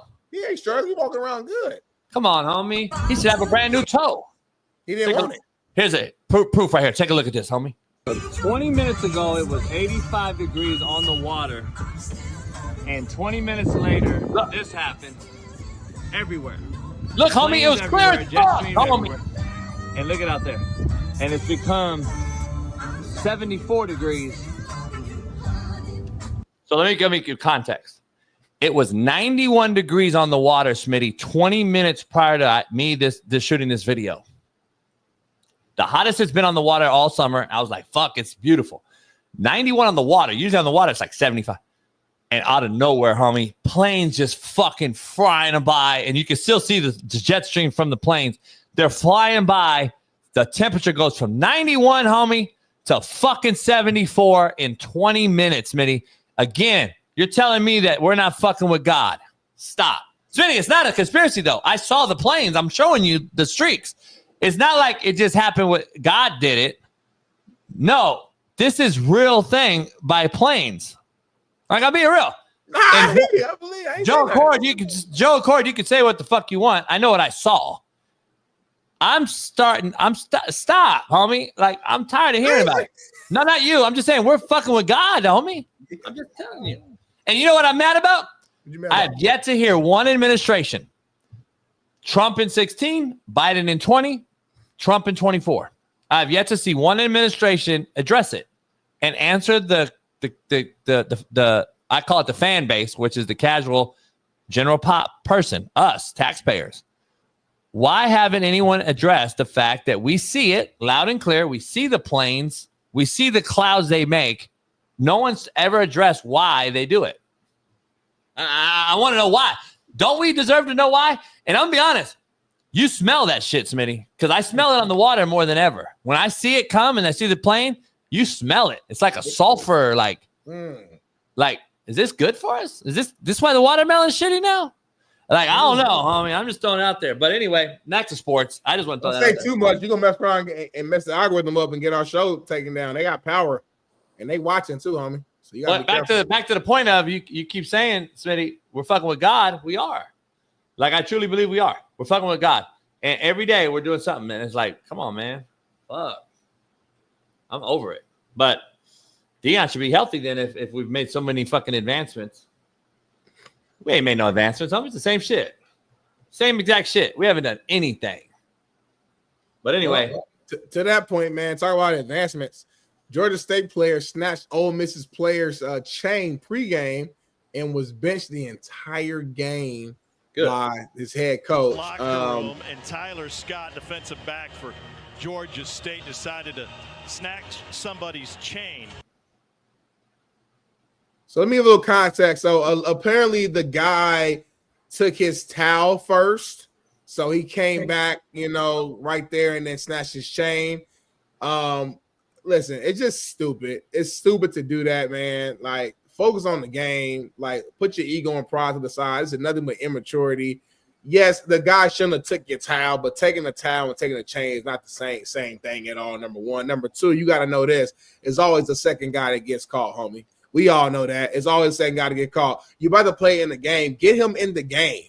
You know what I'm saying? Like, get him underneath the pile. Get him, like, find a way to get him during the game, man. Doing something like that, pregame is just a sign of immaturity, not thinking things through, and caring more so about your own ego and pride more than the team itself. So that's where I'm at on. It's stupid. Go ahead, Jason.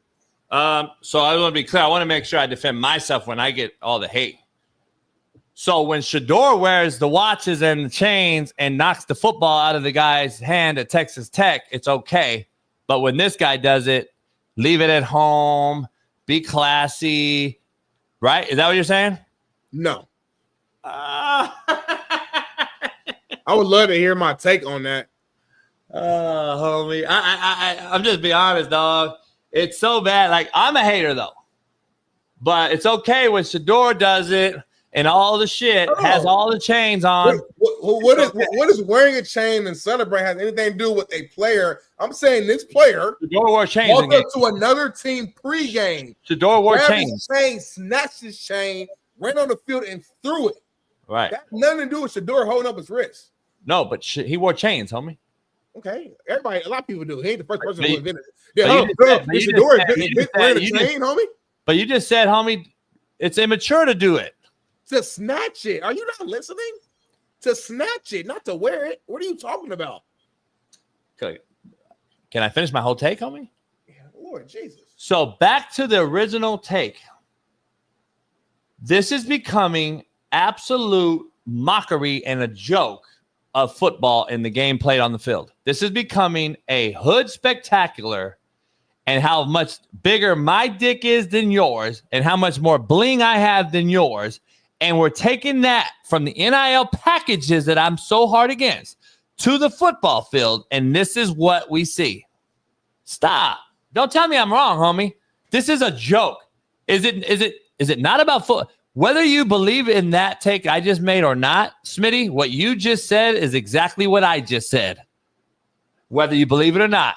You just said exactly what I said, but I said to keep that dumbass shit in the locker room off the football field, just like I did when Colorado got their shit stolen at UCLA. Is it not?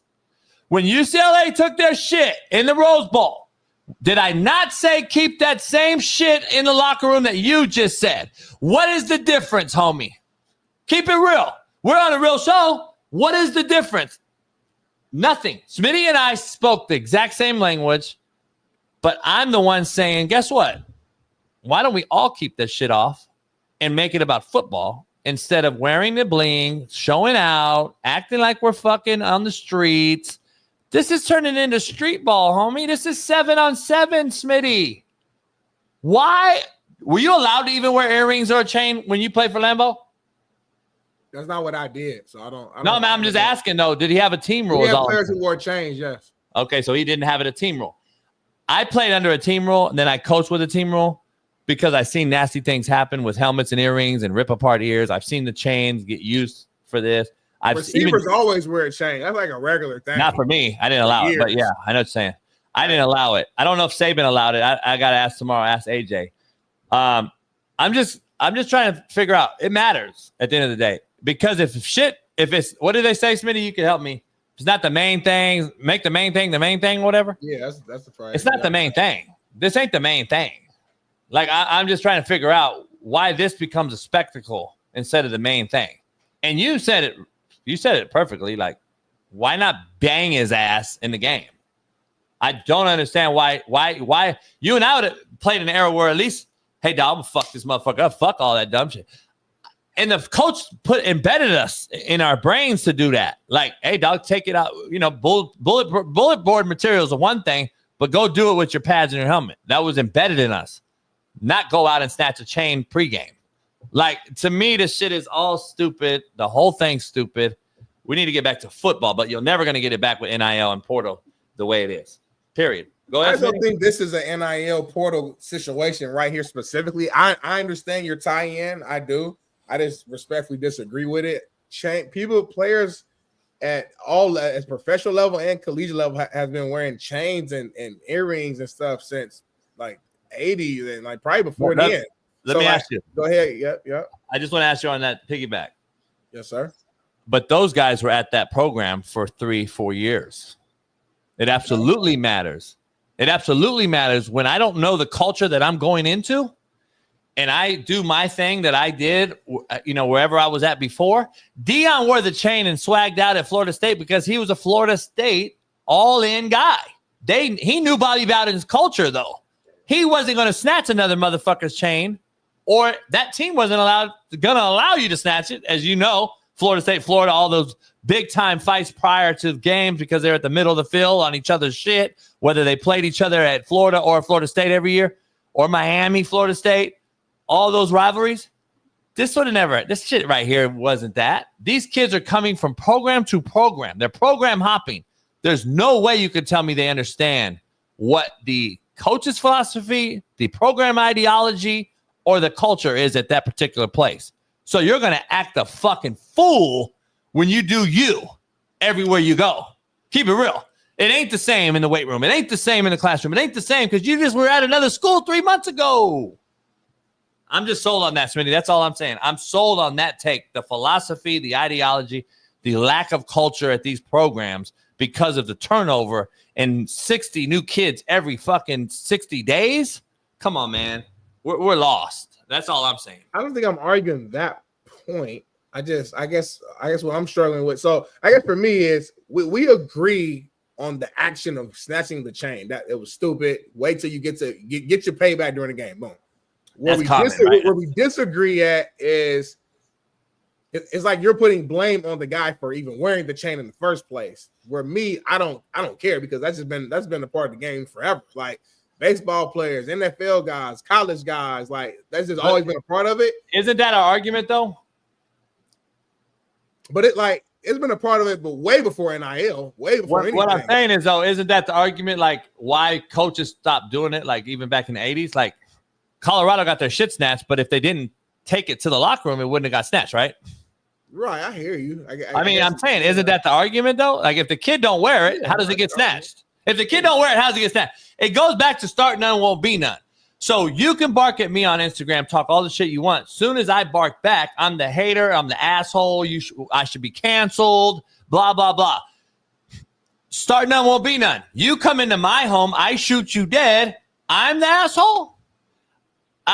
So basically don't do me because of the possibility that I don't know. It's just weird. It's just a weird concept. Like I don't live my life in fear. It's not doing you though. It's not doing you. If I want to wear my chain, it's almost like in the hood. Hey, tuck your chain in because they might snatch it. I just can't live my life like that. Like sure, like that's like saying don't drive your car. You might get an accident. Like I'm not gonna live life in fear. Or be like if I want to wear chains and for whatever my reason is, whether it's for swag, whether it's because it means something to me, whether it's a cross and it's something like the whether it's my granddaddy gave to me for he passed, whatever, everybody their own reason behind it. If I want to wear it, I'm gonna wear it. I'm not gonna not wear it because a player might snatch it. That's just a weird concept to me, just for me. But I hear you though. So AJ's watching. AJ said we couldn't even wear rubber bands on our wrist at Bama, a little less chains and earrings.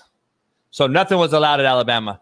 That's so cool. he heard what I just wanted to know. So we'll talk tomorrow. Yeah. But I'm not saying you don't be you though. I'm saying the football field should be the place where you got a bag to go perform and just show why we paid you. Why do I pay you and have to deal with all this bullshit? If I'm paying an employee to show up to work, Smitty, you have to abide by my rules that the payer is giving you, right? The employer, same shit. It's an employment deal. You're paying to play now. So if you show up to play for me, who's paying you, then you do what I ask. It's real simple, or I cut you and move on and get another employee. I'm with you on that. Like if don't go out to the club. I didn't say not go out to the club and wear a fucking chain and be Christian and fucking Mormon. And I ain't saying all that. I'm saying do you. But on the football field, the gridiron where I'm paying you, show up to work, homie. But if there's not a rule for that program that you can't wear, I agree with that too. I get that too. If you told me, hey, head coach said no chains, and that came out, I'm with you. But if that's not, all I'm saying. All I'm saying is, though, we've made it more. I'm just not blaming the kid here. I'm saying we've made it more than the game. I'm just telling you, we've made it a whole nother situation, dog. And I think AJ is going to go in on this whole new culture because the Alabama thing has kind of slighted Saban by saying this is the new era thing and all this. But you're getting your ass whooped. It's not a new era thing. And AJ made a great point because I made my kids, I'll tell you in the chat, tuck our shirts in the weight room. look like we're fucking there. Like it matters. It matters, homie. I'm just telling you that little shit. Details matter for sure. Yeah.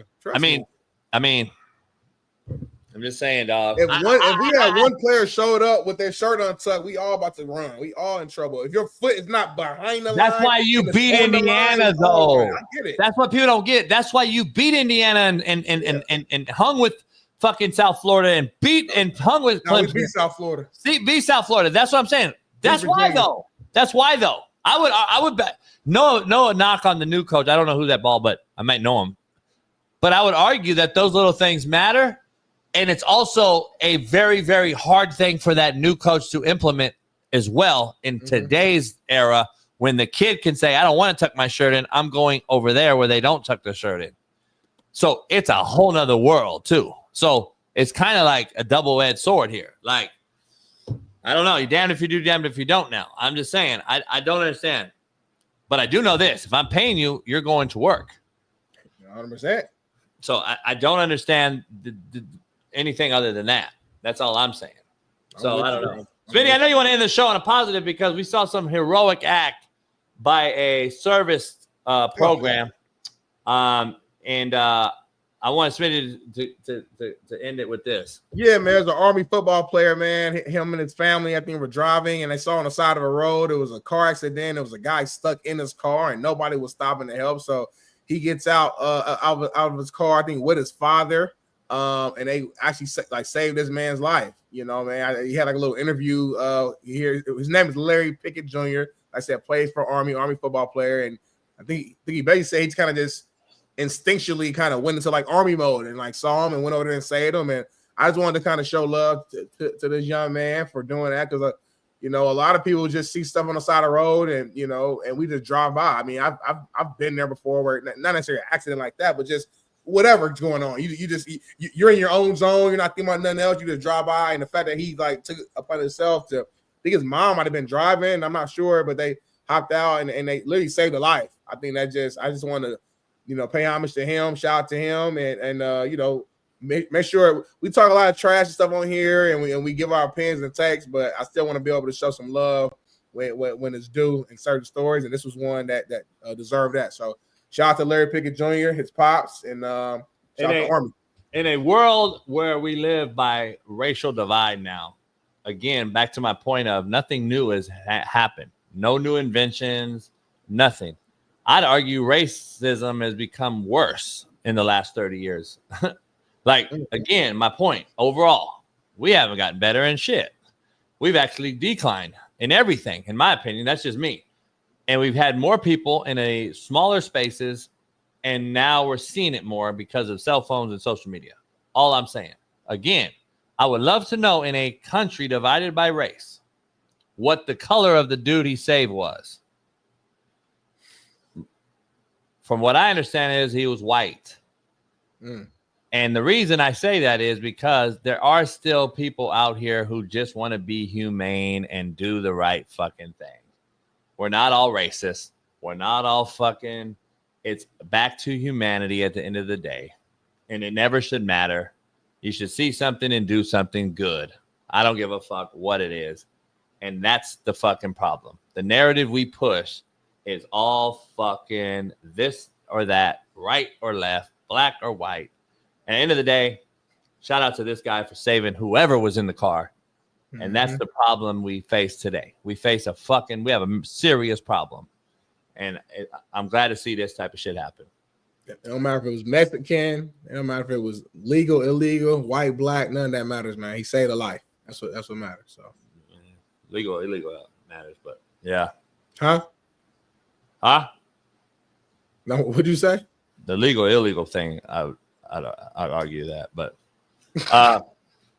well, shout out to the show, man. Shout out to Leah, man, showing nothing but love, man, with the black hand clap for the brother. Appreciate that, Leah. Light skin. Huh? That's a light skin. That's a black hand emoji. So it's a light skin hand. Leah, I'm with you. I know. And I saw you posted some pictures on Twitter too, man. Shout out to everything. And huh? You saw pictures of Twitter? What? What did you say though with the phone? What? I don't know. That's why I was asking you. Oh no. That was hit me up. I know Lauren ain't gonna like that. Lauren ain't when she see that, and she ain't gonna like that either. But now it's been a hell of a show, man, and I appreciate you, man, for leading the way. Shout out to Big Matt. Shout out to Steve. Tomorrow's Wednesday. Got AJ McCarron coming on, man. We're talking all things Bama, all things Ryan Williams. Is AJ, Bama done? Is Bama cooked? We're gonna find tomorrow who AJ. AJ. AJ he would have thrown a lot of touchdowns to this cat, though. Say what you want. Say what you want. Or he won it.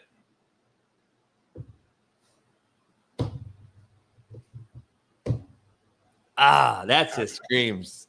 Yay. I'm not gonna I mean, it screams it, dog. I'm not gonna lie. Comment to that. I just couldn't go to. I met this young cat. If I'd have saw that before the game, Smitty, I would have bet Florida State all day long. I met this young cat, man. Good young cat. One of my homies works there, so I'm trying to keep everything P. What I'm saying is, I would have bet the other way. What are those things called, y'all? Let me ask you something, Smitty. It's like a popular thing. Let me ask you something, Smitty. Yeah. Are you screaming behind that motherfucker like to go to war with him? Let's fucking go! And he got the teddy bear. He got the doll.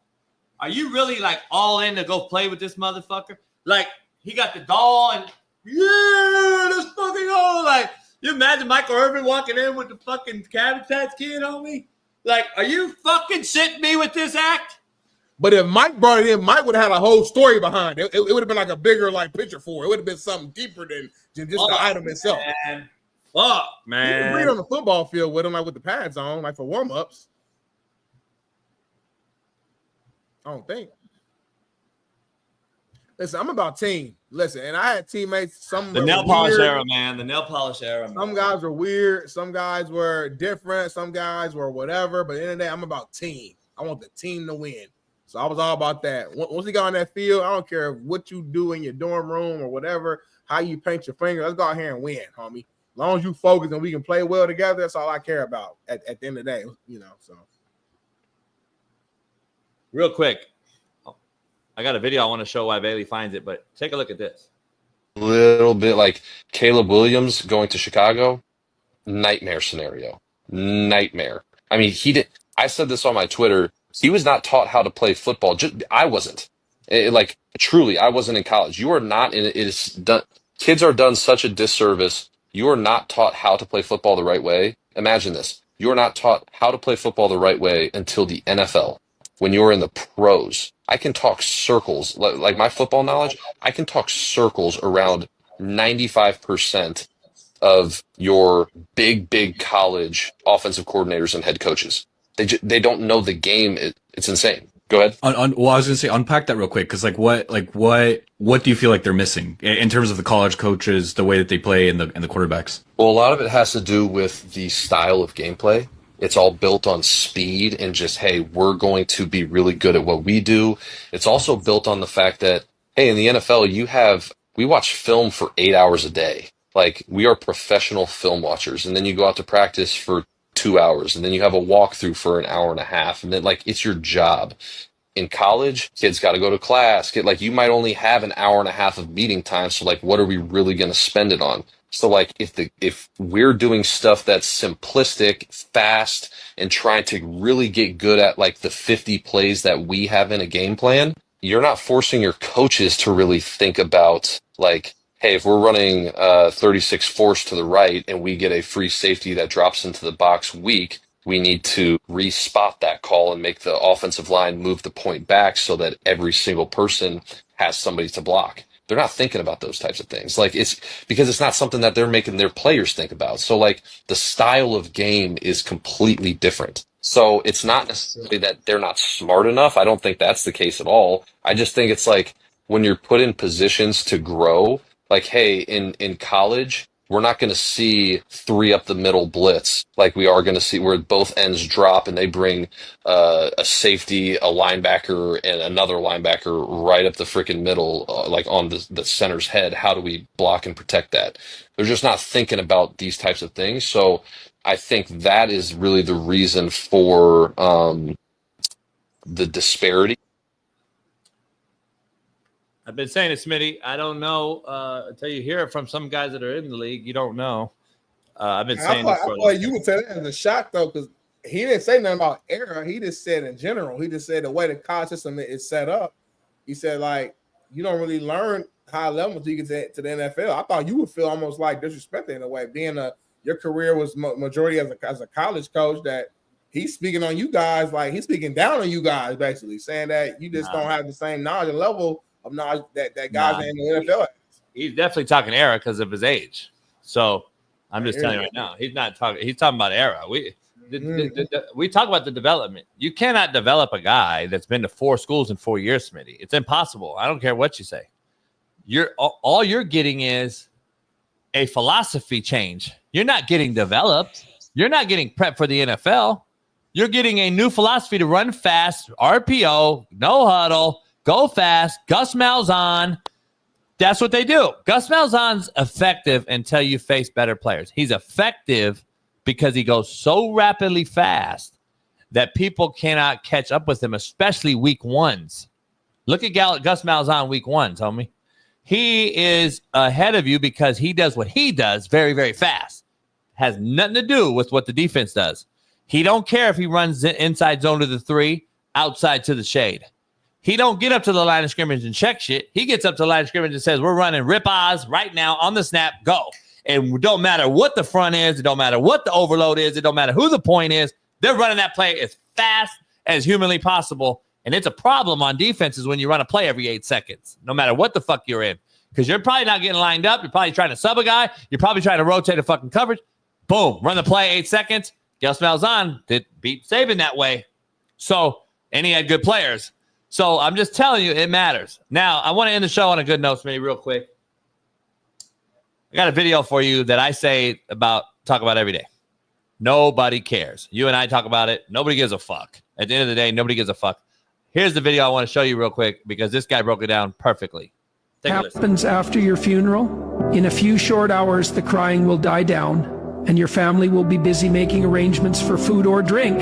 Some of your relatives will start discussing current events over coffee, and some people will call your family to tell them that they can't make it in person because of an emergency. Your employer will begin to search for your replacement. In a few days, your children will go back to work because their bereavement leave has run out. In a month, your spouse will be watching a comedy on TV and start to laugh. You'll be forgotten at an astonishing pace. If people will forget you so easily, then who are you living your life for? You spent your whole life worrying about what people will think about you, and the sad truth is, they don't. So live your life for you. Remember, life is too short to be lived for others' approval. Embrace your true self and make your own happiness a priority. Drop a 100 if you want. I think that sums you and I up to a T. 2 different spectrums, 2 different ideologies, 2 different things, but that's at the end of the day the same message. I give a fuck, you give a fuck, you, I'm me. I don't live for anyone else. I could give a fuck less. That's why I'm going to spend all my money. That's why I want my ass up, face down, paws in the casket. Period. You the same way. You got age to go though. You'll change somewhat, just like I never said I would, and I change regardless of good or bad or whatever you think. You'll change. That's just what it is. It's called evolution. You'll change for something, not necessarily one sided. You'll change in some aspect of life. It just is what it is. But you're not going to give a fuck, and I'm not either. That's just at the end of the day. I don't care. Nobody cares about who's in the fucking ambulance behind us when we pull over. I've been telling kids that for a long, long time. You just fucking pull behind them. Your mom pulls behind them again and goes about your day. You don't know that the motherfucker got bitten in half by a fucking great white or got ran over by a fucking, crane. You don't give a fuck. You don't care that he got smoked in Chicago this past weekend like 50 others did.